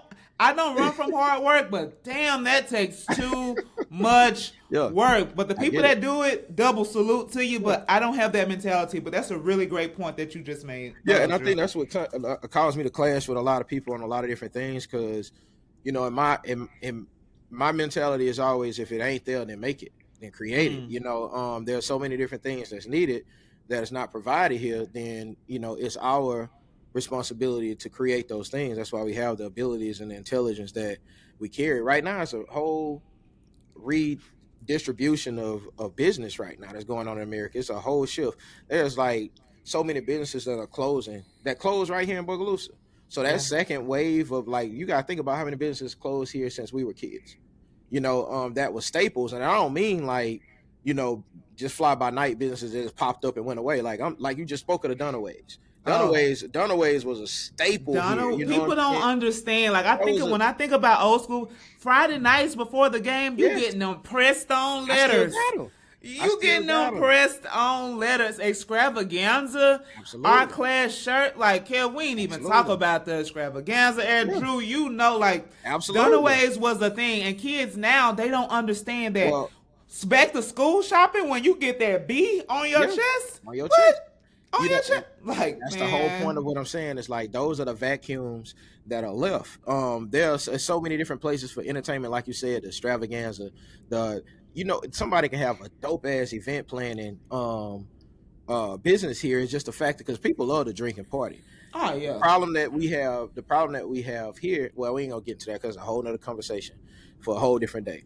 But just to go back to my original point of what I do recommend for you guys, for the Alumni Association, if this is a thing or a branch or arm or something that we have to put together, we have to start grooming. Grooming is not a good word these days. We have to start training. Picking out now the young Myleezas, the young Kevins, That's real. the young Drews, the young whatever. We got to start picking them out now and start saying, hey, would you like a future in politics? Hey, would you like a future in this? Would you like, because what's happening is everything Kel's saying is right. Is the fact that, like, the hookah lounge thing, we got people that are sitting in positions that don't even do their due diligence, positions of power to do their due diligence to figure out what actually a hookah lounge is. So if those places need to be replaced, or those spots need to be replaced, we have to have candidates that we can get behind, that we can know is capable of handling those positions. Does that make sense what I'm saying? So Yeah, let me say this, because you mentioned that about the hookah lounge in politics, right? Mhm. I ain't gonna say nobody's name, Drew. I appreciate it. But Bogalusa is also full of audacity. Right. Because the same person that said, we're not doing this, 2 years down the line, can you help me with my campaign? Fuck no. What? You shot down a dream because you didn't want it. And I think people fail to realize, when you're in those positions, my nigga, you representing a community, not your wants. Mm-hmm. You representing a district. Mhm. And let me just include, that wasn't even her district. I just want to put that out there, okay? But then down the line, you come and say, hey man, can you help me with my, can you take these pictures for my campaign? Nah, because any campaign I'm touching, you winning. Negative. I'm not doing it. So to have the audacity to just even do that baffles me. And it's like, I don't know, man. I don't see Bo changing until a certain generation dies off. That's my point. Is what I mean by, that's why I said I didn't want to use the word grooming because of today's time, but training is a better word to say. Like, we have to start, because there's a lot of kids, you got to understand, that's just like Myleeza, just like I was, just really didn't know what we really wanted to do. We just knew, like, we'll figure it out when we get there. But we didn't have anybody that was there to tell us, like, hey, until you figure it out, like, try this out. Try this. What would you be in? And bro, really, these kids will be interested in anything that anybody's willing to put effort in To teach them. To teach them. True. You know what I'm saying? That's And so like, true. so my point is if we see a bright spot in a young kid, we need to hop on that, like, right now. Like, look, I want you to start, getting into this, because when it's time to replace those positions, like Kev is talking about, there's nobody to get behind. We don't have anybody to say, like, you know what, this is a good 25, 26-year-old kid that'll be great for council, or this is a great candidate to get behind for the upcoming school board positions or anything like that. No, only thing that we have is those same people that has been there for ages, who are ideas, who might mean well, but they ideas and everything are outdated by 30 years. You know what I'm saying? And Yeah. so then when they say like, okay, well, who you gonna put in the position, we don't have no answer. Like everybody just like, oh, I don't know, because all of y'all are gone. So that's my point of saying, Damn, like, Drew, keep throwing us under I'm the bus. saying, like, Dang. so we don't have, you know what I'm saying? Like, but that's my point. Is like, if that's gonna be the case, which I totally understand y'all point. If y'all not coming back, then we have to start moving in a new direction of saying, okay, so if y'all, we got to replace. We can't just leave and leave that vacuum of people there, because what's going to happen is all these young kids going to keep following suit. They're going to be like, oh, well, in order for me to be successful, I'm going to have to get out of here. And so no matter all the hard work that we're going to be trying to do, do you think that's true? Do you think that's true? In order for a child in Bogalusa to be deemed as successful, they have to leave? Who, me? This is a question to both of y'all. Hell no. I don't think that's true at all. No. Kelvin? I don't think they have to leave. Like I said earlier, I think they should get out and see something different. But you don't have to leave Bogue to be successful. I think a lot of people don't even understand that. Like, outside of my airline career, I would have never learned that in Bogue. But this whole media, like, all of this wouldn't be anything without Bogue. Like, I would not be on the sideline for the NFL if it wasn't for Bogue. I feel that way about every aspect of my life. Every success that you see, for one, by the grace of God, and secondly, it's just from my upbringing in Bogalusa. It's who I am. When I say you got to have that dog in you and that fight in you, it's from Bogalusa. When you got to make a way out of no way, it's from Bogalusa. There are different aspects of like having it hard that can directly be applied to a successful life. So I'm happy y'all both said that that's not necessarily true, because I don't feel the same way. When you feel like your back against the wall and nobody's listening, that builds a fire under you to make you say, nothing is about to stop me. But at the same time, I can only describe it as that dog. You gotta have that dog. You gotta want it. Hell yeah, you gotta want it. That's the only way. That's the only way. All right, so I'm this, and I'm gonna get off of it after this, because I don't want to beat this conversation into the ground. But so this is a conversation. This is a question that I want y'all to. If you don't want to answer right now, that's perfectly fine. If you want to wait and be like, I'll come back to you on that. So if you had to say, if you had to give yourself 3 major things right now that would put Bogue in the running to say that's one of the better cities to live in or to raise your family in, what would those 3 things be? I'll push it out to 5. You know what I'm saying? Well, now let's keep it at 3. Let's make it a little bit harder. If you had to say, what are those 3 things that has to happen in Bogalusa for it to be considered up to standard to be like, okay, yeah, I can live there, or we can keep kids there? You need the older generation to support, or our generation to support. I think that's missing when you look at the high school football games, nobody being there. And I know that can sound mediocre, but I think people need to really understand that when you're out there as a child playing football or basketball, and you look in the stands and you see nobody there, whether it's your father, whether it's your teachers, whether it's people in church, like just imagine that, because our stadium wasn't as packed as it was when y'all played, Drew, but we had support, and that support can branch out to other things. It doesn't have to just be football, but that is missing in our community, seeing people out there supporting the youth, whether it's Little League, like whether it's mentorship. You don't have that. So, and when you ask that type of question, I'm trying to dive into like the root, not just like a surface level. Like, that's one thing for sure that'll change a child from quitting a football team to going to the streets, seeing their father or seeing a preacher, whoever, out there to walk them off the ledge. So that's one thing for me. I listened to y'all podcast with my cousin Petey as I was working out yesterday and the day before, and I think it was you that said it, Drew. That people took pride, and you gonna act right as an athlete if the coach or the teacher is telling you you won't play Bogalusa in front of those game. Immediately, all discipline stuff out the window. That game was the Hood Super Bowl. Pretty You much. want to play that game. So if that mean that my grades got to get better, I'm gonna do that. If that mean that I gotta go apologize to a teacher or to do whatever it takes to play that game, Yeah. it struck fear in kids. And it goes back to what you said, Kev. Pride. Pride is really one of the things that I think that it lacks, but it's also there because there's something about that damn band that just does something to the entire district. But I wish that pride was across, and it wasn't just the band. It was like it was throughout. But pride is a really good one. Okay. Also, as far as like financially for the city, the adults got to grow up, man. Now I'm gonna say this as not as the person, but the titles. The mayor and the city council, they need to have a goal of making the city great. You have to.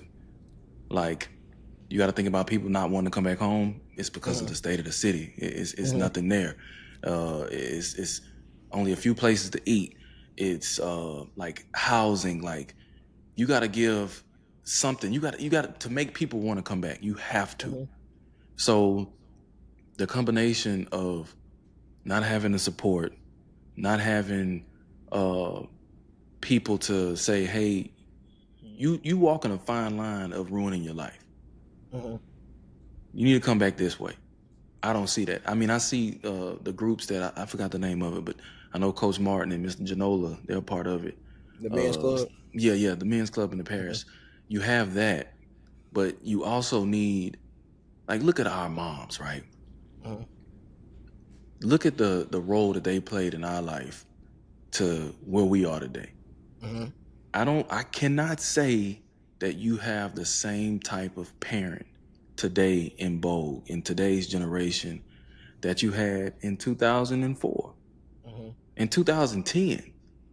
Like, it's a whole different, and I don't know if it's because, I don't know if it's upbringing. I don't know if it's people that just understand that no matter what you do in life, you're going to be successful, you're going to be great. I don't know if that's missing, but I think people need to just wake up and understand that the people that are living there, like Drew, you living there, but the people that are living there, they need to understand the gem that Bogalusa is.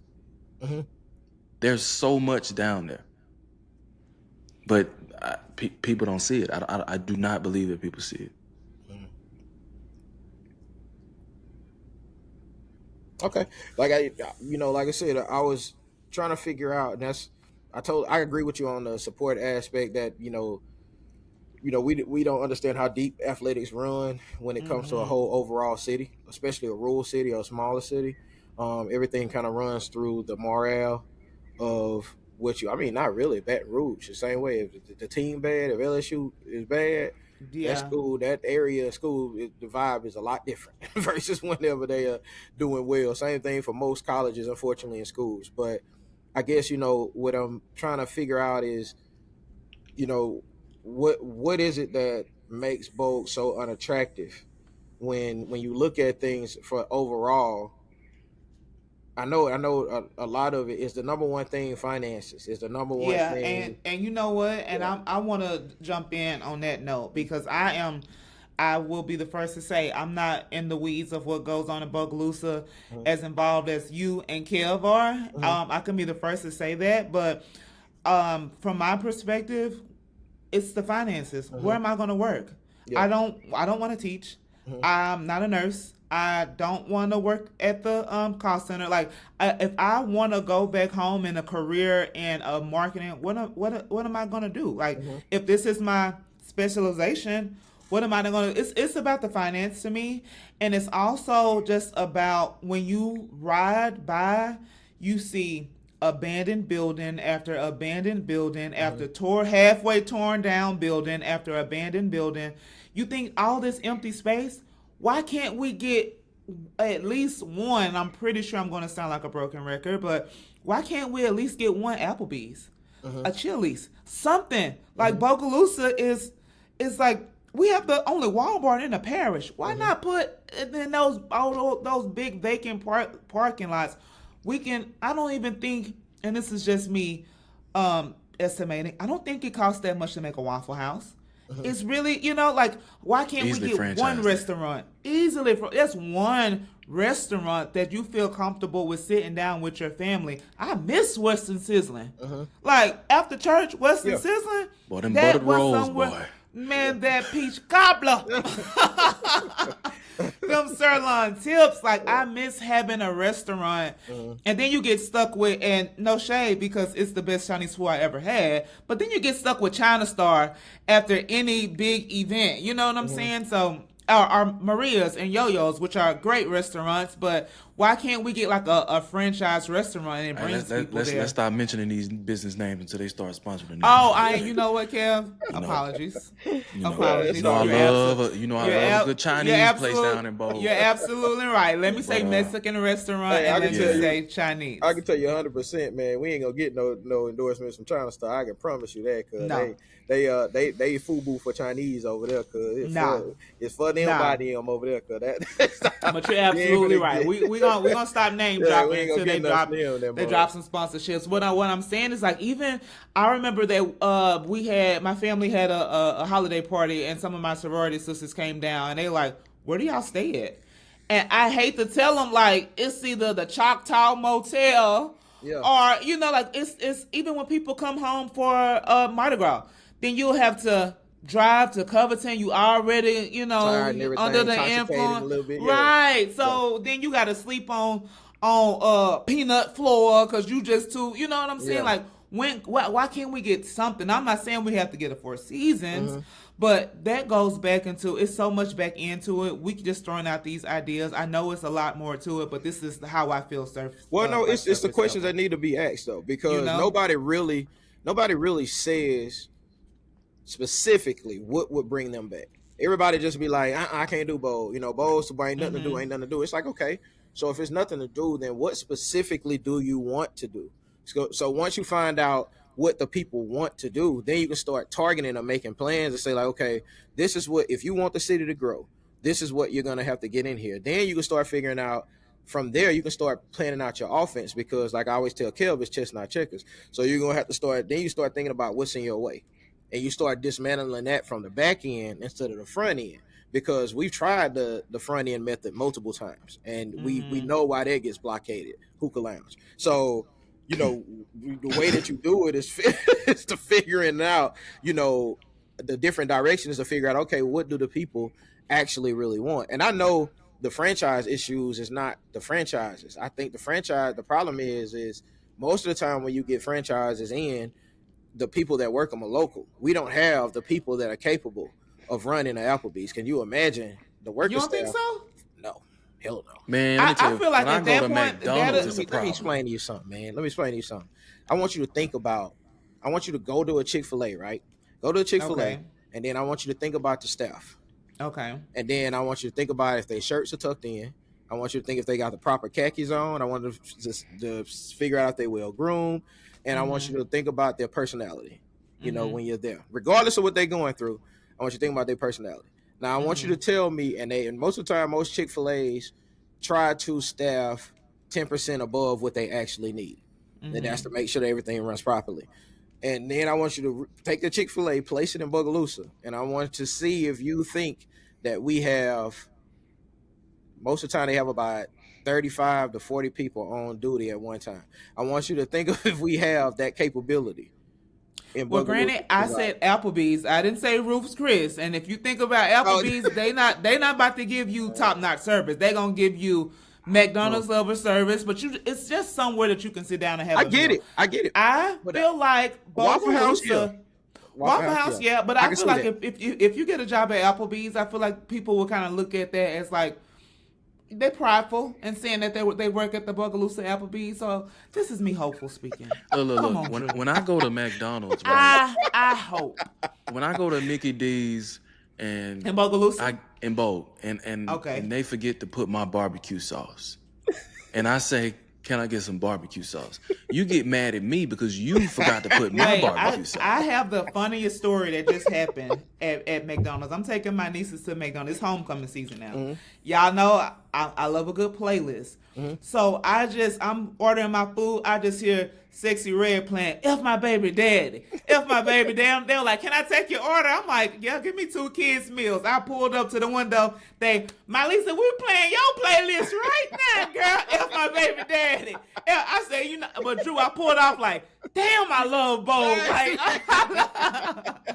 I love it. Like, that's my city in a nutshell. Exactly. Like, damn, I love Bo. It's a two-edged sword though, because like even though it's like that's gonna kill any opportunity. Yeah, that's an immediate fireable offense. Immediately fireable offense. Not pulled off like, yo, they playing my playlist. F My Baby Daddy. F My Baby Daddy. So that's what I'm saying. I know, like, we got dreams of Bogue being what it was back in the 70s or 80s. Not so much on the racism part, but that's why I said not so much on the racism part. Like, but I'm talking about as far as people from New Orleans used to come to Bogue to shop on Columbia Street, right? Mm-hmm. It's amazing. I don't think that should be the goal. I think we need to really look at Bogue and compare it to, because I'm always in the Lafayette area, right? Uh-huh. So I'm always in the smaller towns like St. Martinville or Abbeville. Those towns got the same strip like a Columbia Street, and they thriving. Abbeville is smaller than Bogue, but they got Popeyes, they got Wendy's, they got Subway, they got an AT&T, they got everything that Bogue has, right? But at the same time, you can tell that city is different. The grass is mowed. Like, people are taking care of the storefronts. They got abandoned buildings and all that, but I think the thing is with Bogue is we didn't control how other people on the outside looking in looked at Bogue. And a lot of that is media. Y'all know how I am with media. Yeah. So when it comes to something happening in Bogue, our own newspaper talking shit. Yeah. Like, when the news stations in New Orleans and they're covering Bogue, it's nothing positive 95% of the time. When the Franklinsons and the Vonderdos and everybody, when those school systems are talking about what we have going on here, there's nothing to protect it. To me. Yeah. It's so, and that's just so amazing to me, because how I went at Bogalusa High School from 2008 to 2012. I don't care what school we went to, if you had something to say about Bogalusa, like, we going to war about it. Now the kids don't have the pride no more. They say Bogalusa High School sucks. The kids will say, yeah, it does. Us? Yeah. No, what? We used to be at Beta Convention going to war about it. Like, no, we can talk about it. Like, they don't have that pride. Yeah. I was Scotlandville at track meets about to fight. You know beef what I'm saying? Like, out over Bogue, man. But it's just, and that brings me back to my point of, what are those things that will bring morale to the kids to be proud of living here, to bring morale to the people? Is it entertainment? Is it more in the area of well, I think that's pretty much it. Like, well, it could be entertainment. Is it apparel? Like sports, maybe. Sports. That era, whenever the kids was like, when Ra was playing, and Ashton Levi was playing, and I don't want to call it a lot of like Ray and Buck. Like, when the era when those boys was balling, the Bogalusa merchandise was everywhere. Yeah. Everybody had on those shirts. Like, everybody, I felt so much pride. I was shooting LSU 2 years ago, and that's the year that they went. They were about to go third round. They went third round, one of them. The Lumberjacks? Yeah. Yeah. Ed Daniels, rest in peace, Ed Daniels, the known sports reporter from WGNO. He saw me at the game, and I had on a Bogalusa hoodie. He was like, man, send me one of those. And that's Ed Daniels, man. This the guy from Friday Night Football on the news, and he wants something about when your team, when the team is playing well. I think that changes everybody. Like, I remember there was an era whenever the kids used to do, I don't know if it was a chopper style song, it was something, but like the teachers were dancing and everybody was happy and it made the alumni turned up. And I know that they kind of now at homecoming they try to kind of bully you into going to the games and stuff. Like you have to get X amount of tickets, but when the team winning, you don't mind going to that game. Like we used to be bucking in the stands, and at its core, and Drew and Kev, correct me if I'm wrong, but I feel like at its core, Bogalusa is a football school. Do y'all agree with that? I think now, Yeah, I think at one point it was basketball. At one point, but you have like different eras. Of when it's an era thing. Okay. Yeah. So like the past 4 years, it was football for sure. For sure. At one time, it was track and field, dominated. You know, at one time, that's what Bogalusa was known for was the track and field era. And that's when, like I said, that's when Coach Harry was here, Coach Gary McGee. That's when they was coaching. When my Uncle Gary and them and all them was coaching, and Coach Harry and them and all them was there. Like when Temple, you remember Russell Temple and them there and all them, man, doing that. Like, bro, Bo was known for track and field. I mean, like all world. They had people going to Gary Coast and Dale, the hurdles. He went to the Olympics for it. You know what I'm saying? So at one time, so it's just an era-based thing, you know, as far as what it was known for. But I think for the most part, if I were to say if anybody, if you ask anybody, it would be an age bracket-based thing. They're going to know about Bo, but it's going to be for different reasons. I think Bogalusa became a more of a football-dominant school to me. That kind of like shapes the culture of the school and the morale of the school when the band became what it is today. When a band became like that Bogalusa University band that, you know, goes viral and people in the parades want to stop and see them. People want to hear the band. People want to see the band. The band is like the kind of like the must-see TV, and that's associated with the football team. But when I was saying all that to say, the band is gonna be doing their thing regardless. Yeah. But when the football bars are winning, I used to just get on Facebook and order shirts from people. Like I still got my hoodies from when the boys was winning. Like you have so much pride. I'm reposting. Bogalusa Sports Network, they look graphic whenever our boys are winning. Like, hell, it felt like when the Saints win and you want to post the ESPN graphic or post the highlights, like, it's just, it does something. And I wish that we could get back to, I'm not even saying third round playoffs. I wish that we can get back to a winning record. Like, one of my line sisters is from Drill Sumner. And she said, oh, yeah, we would both ass for our homecoming. I'm looking like you just feel like, oh, like I want, like, oh, I hate having that sense of right because y'all did. It's just it trickles. It's a ripple effect. Yeah. I think what we have to figure out about that too as fans, just to counter your point a little bit, is that, you know, the way that football works, they're gonna have rebuild seasons. Yeah. And I think that's what Kel was preaching to about, you know, regardless of the season, we have to find our way in to support. You know, and now don't get me wrong. With this, I'm speaking from a coach standpoint now. Absolutely. You know, so you're not gonna have those times where you're just dominating every single, not in our area, not our side of the school, where you're just dominating. And I think that's what a lot of people got spoiled by, was those times of when we were still a strong. Man, it was some good times though, boy. Yeah, good times. I think we, you know, what I'm saying, when we beat Franklin, it's like, because you gotta think. Really, and Bogalusa, really from the standpoint from like the late 90s all the way up to y'all time, around about your time or so. Like we've had down seasons, but not atrocious. You know, like we always had an opportunity when we went to games to either, you know, be in a game or win the game. This is our first time in a while where it's like, you know, Bo is down, like it's to the point to where you go into every single one as like an underdog. So this is just a territory where people like are not actually used to that. So from a coach's standpoint, you know, it's like, look, y'all, like we can't be. It's a high school. This is, you know, you got, you know, rebuild seasons. You lose all your seniors, you lose your juniors. You playing with a bunch of freshmen and sophomores. You know, so there should still be a core group of people that's there supporting.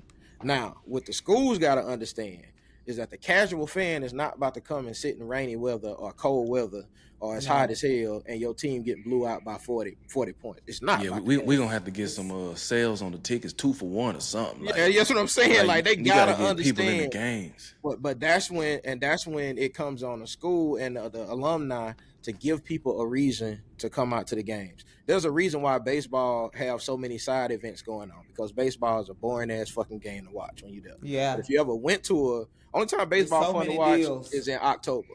You know what I'm saying? Yep. When it's the playoffs, it's lit then. But it's just a regular season game in the middle of the seat, bro. That's one of the most boring games in the world. So they have all kind of stuff going on the side doing the. I know the Astros have Barbie night and Spider-Man night and free hot dog night and there's so many free whatever night. They definitely sell it. You're right about that. You gotta sell it, man. So that's what it comes down to. The school understanding, like, all right, y'all, look, we in a rebuild season.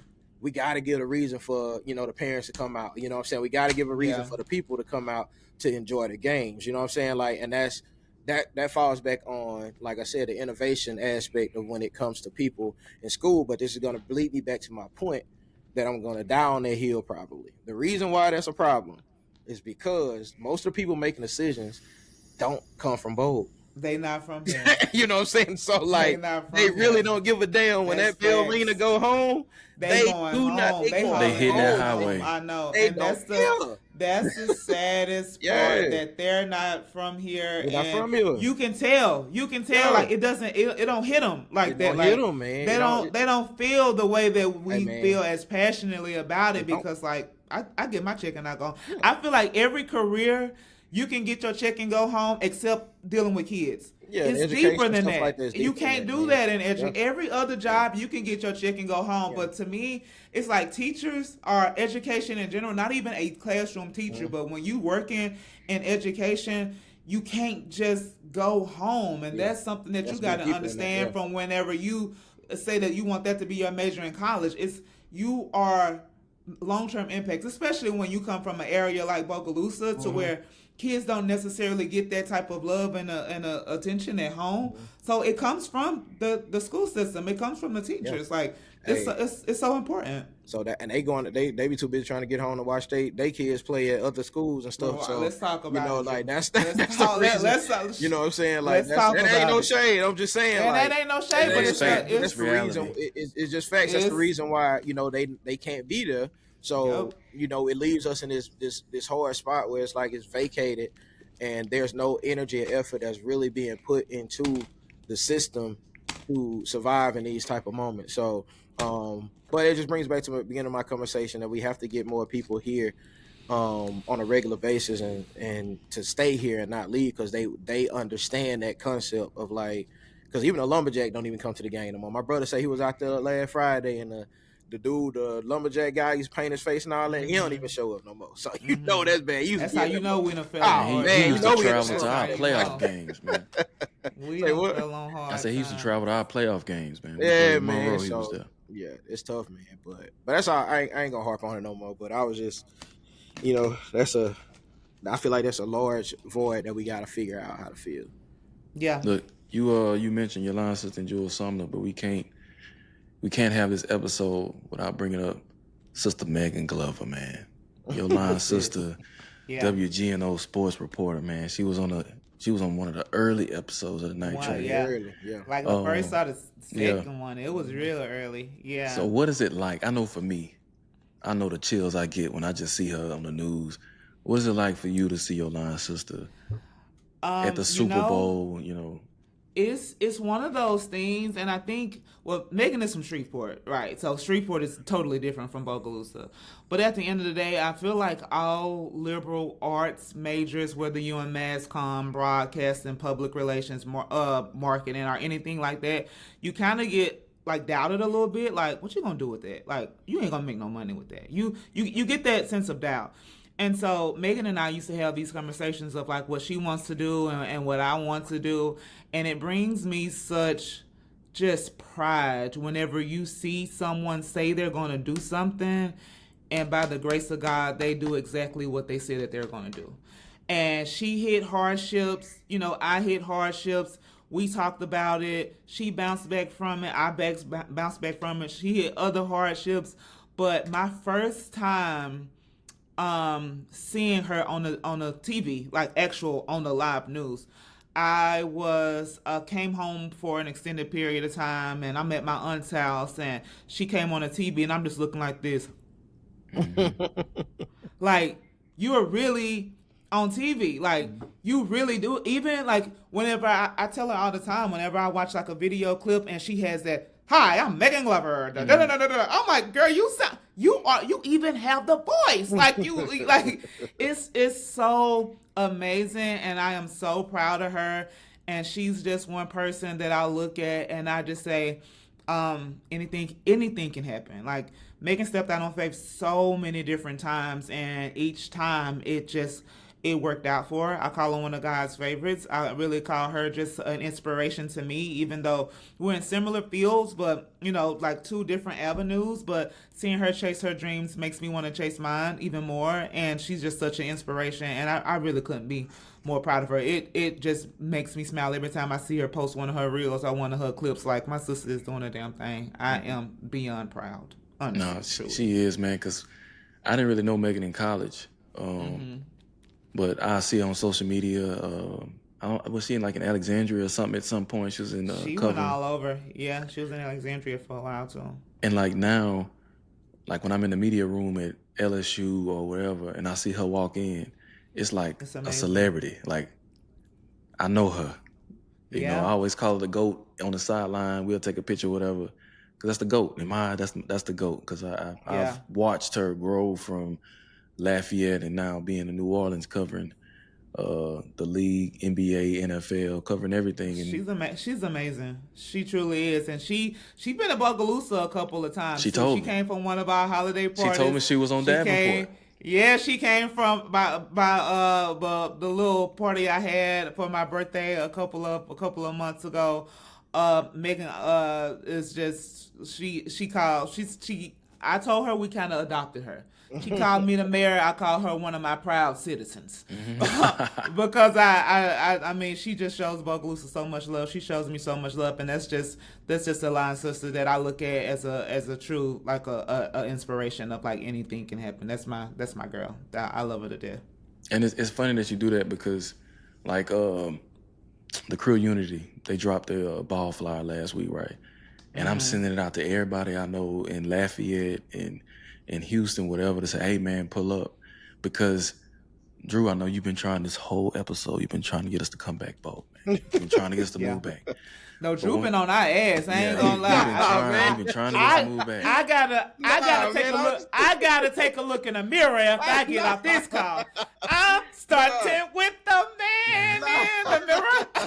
Nah, man, y'all doing great things. They ain't have nothing to do with that, man. I was just curious, I'm trying to get some insight on how to keep the ones here. You know what I'm saying? Before they get out of here. That's all. Yeah, no, that's real. One thing I say is that, and you just said it, when we may leave Bogue and we may live in these other cities and other states, but we always going to invite some people to come back home and experience what we experience, man. Katie say all the time. But always ripping. Yes, Katie say all the time, we know how to have a good time in Bogue. Her friends, people say that to me all the time, like whenever it's homecoming time, and they tell me, I just want to experience Bogalusa one time.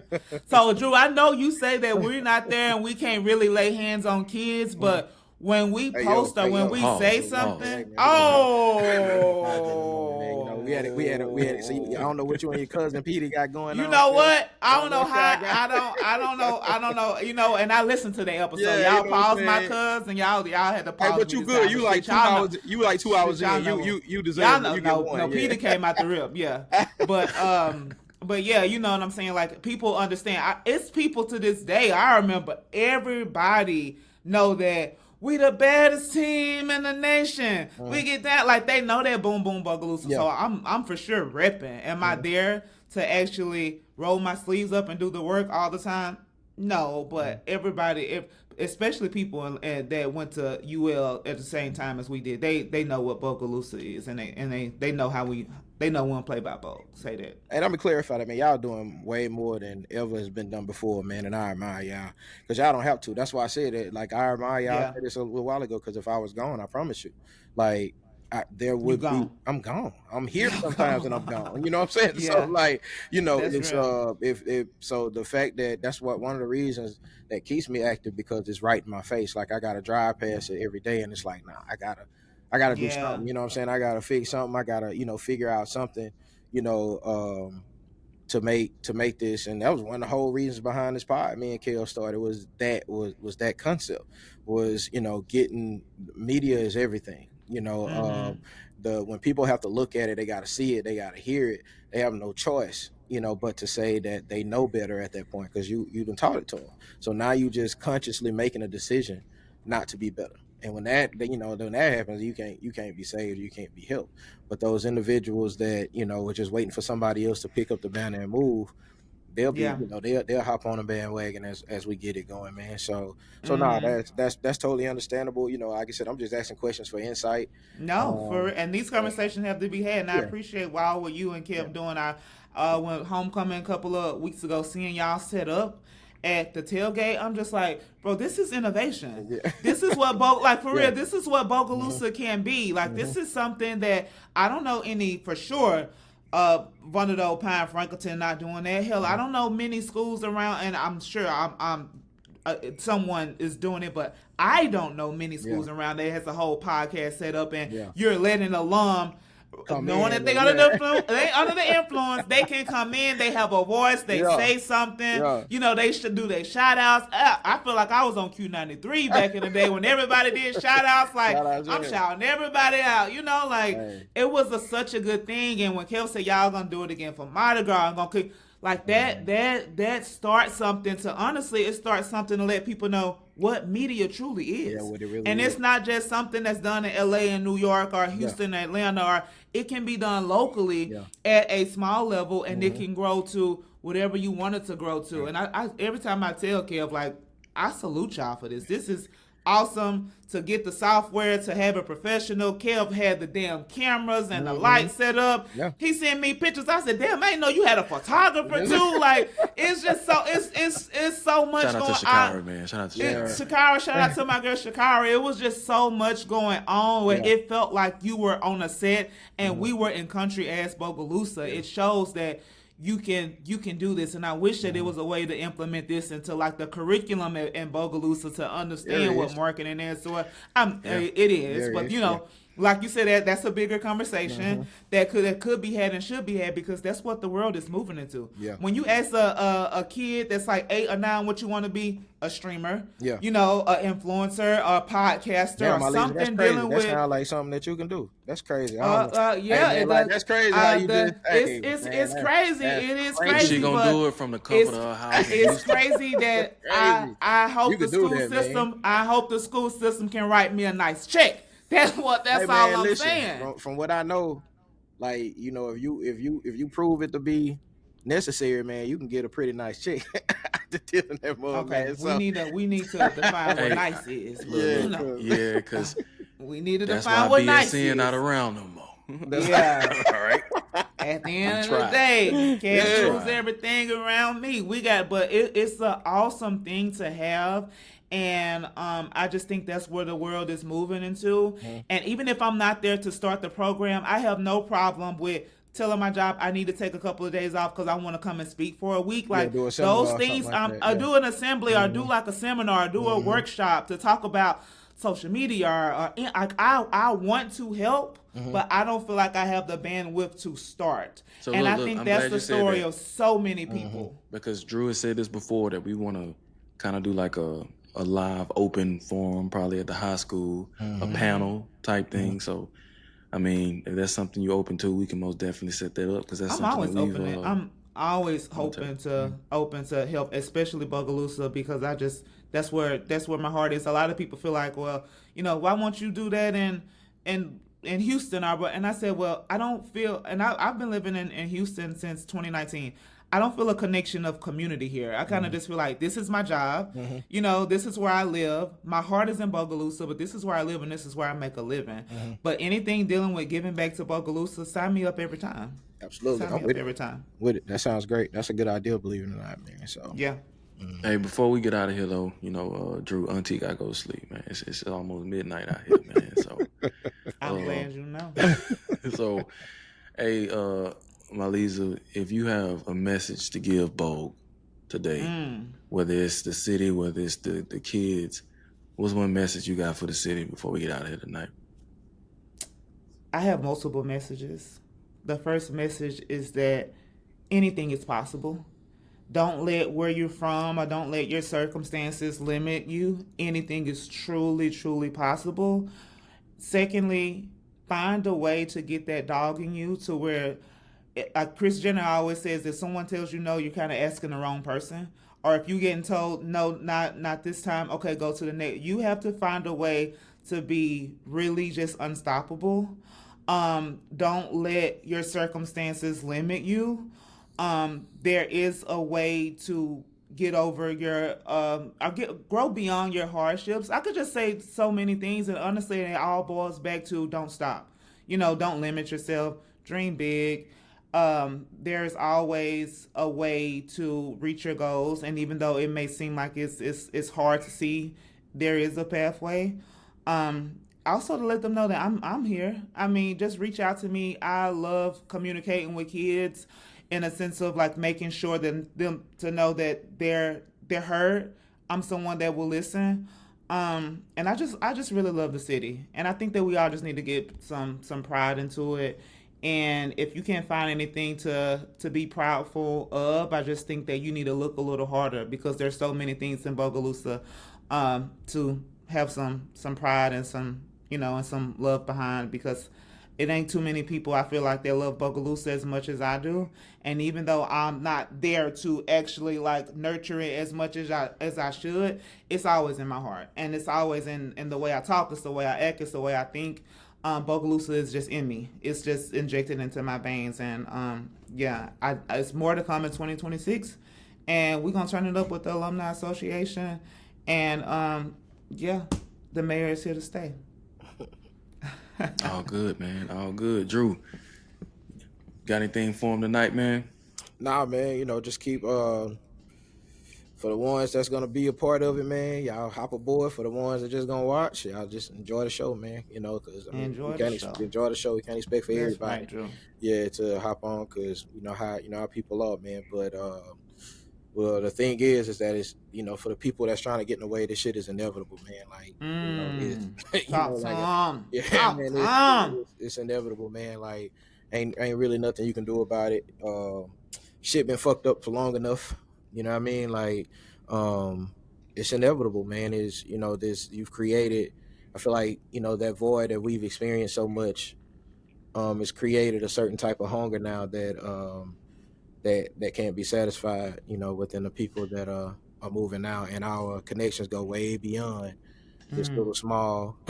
What I mean? These little small cities around here. So what power y'all might think y'all have, trust me, man. Like we've grown beyond that level of control. So that's about it, man. I just want everybody to be prepared, man, and be ready for change. Look for Myleeza in about 20 years. She said it on here, so she said about 50. So Kel, we gotta wait. Kel said like 80 now. Yeah, so said about 30 before Kel get back. You know what I'm saying? But I'm gonna ride it out for as long as I can, man. Yeah, hold it down for us, Drew. I'll be back. You know what I'm saying? Pause. Whoa. I said hold it down. No, you said I'm gonna ride it out as long as I can. Pause. Oh yeah, that is. Yeah, you're right. I'm gonna hold it down. Pause. Hold it down. I'm gonna hold it down for as long as I can, man. I'm gonna fight. I know Rosa sometimes get the itch from time to time, to make a move, and see a story, and then we start thinking heavy, but I don't know. We got this love for my families here, everything that I've known, and I really do see a gold mine here, in this place, to where I feel like it can genuinely surpass any and everything that we can ever imagine, to the point to where we won't even recognize this place anymore. you know, and it's coming. So It's coming. yeah, it's coming, man. But yeah, that's about it, man. That's about it, Kel. That's about all I got, man. I love y'all, bro. Always. Appreciate y'all Hey so man, much. love you too, my brother. Hey, I think we on the right track. Keep having conversations like this. One thing my mama always says that people come up to her in the community and they say, "Oh man, we love watching the Night Train." And you'll never expect them to even watch it, but they listening. So we're gonna keep having these conversations. We're gonna put a panel together. We're gonna have a live show. We got the Alumni Association coming up. But Myleeza, man, thank you for coming through. It's been long awaited. We always talk about having you on the show, but like I said, after homecoming, man, we just said we gotta skyrocket this thing. So Yeah, it's a thank pleasure. you for coming And through. only a start. Appreciate y'all. Appreciate Hey, man, you, that's bro. Appreciate that's gonna wrap up episode 18, man. Once again, this episode is sponsored by nobody. But we gonna change that, man. We working on some things, man. But hey, man, shout out y'all, man. Thank y'all for watching. Thank y'all for listening, man. It's the Night Train, and we out.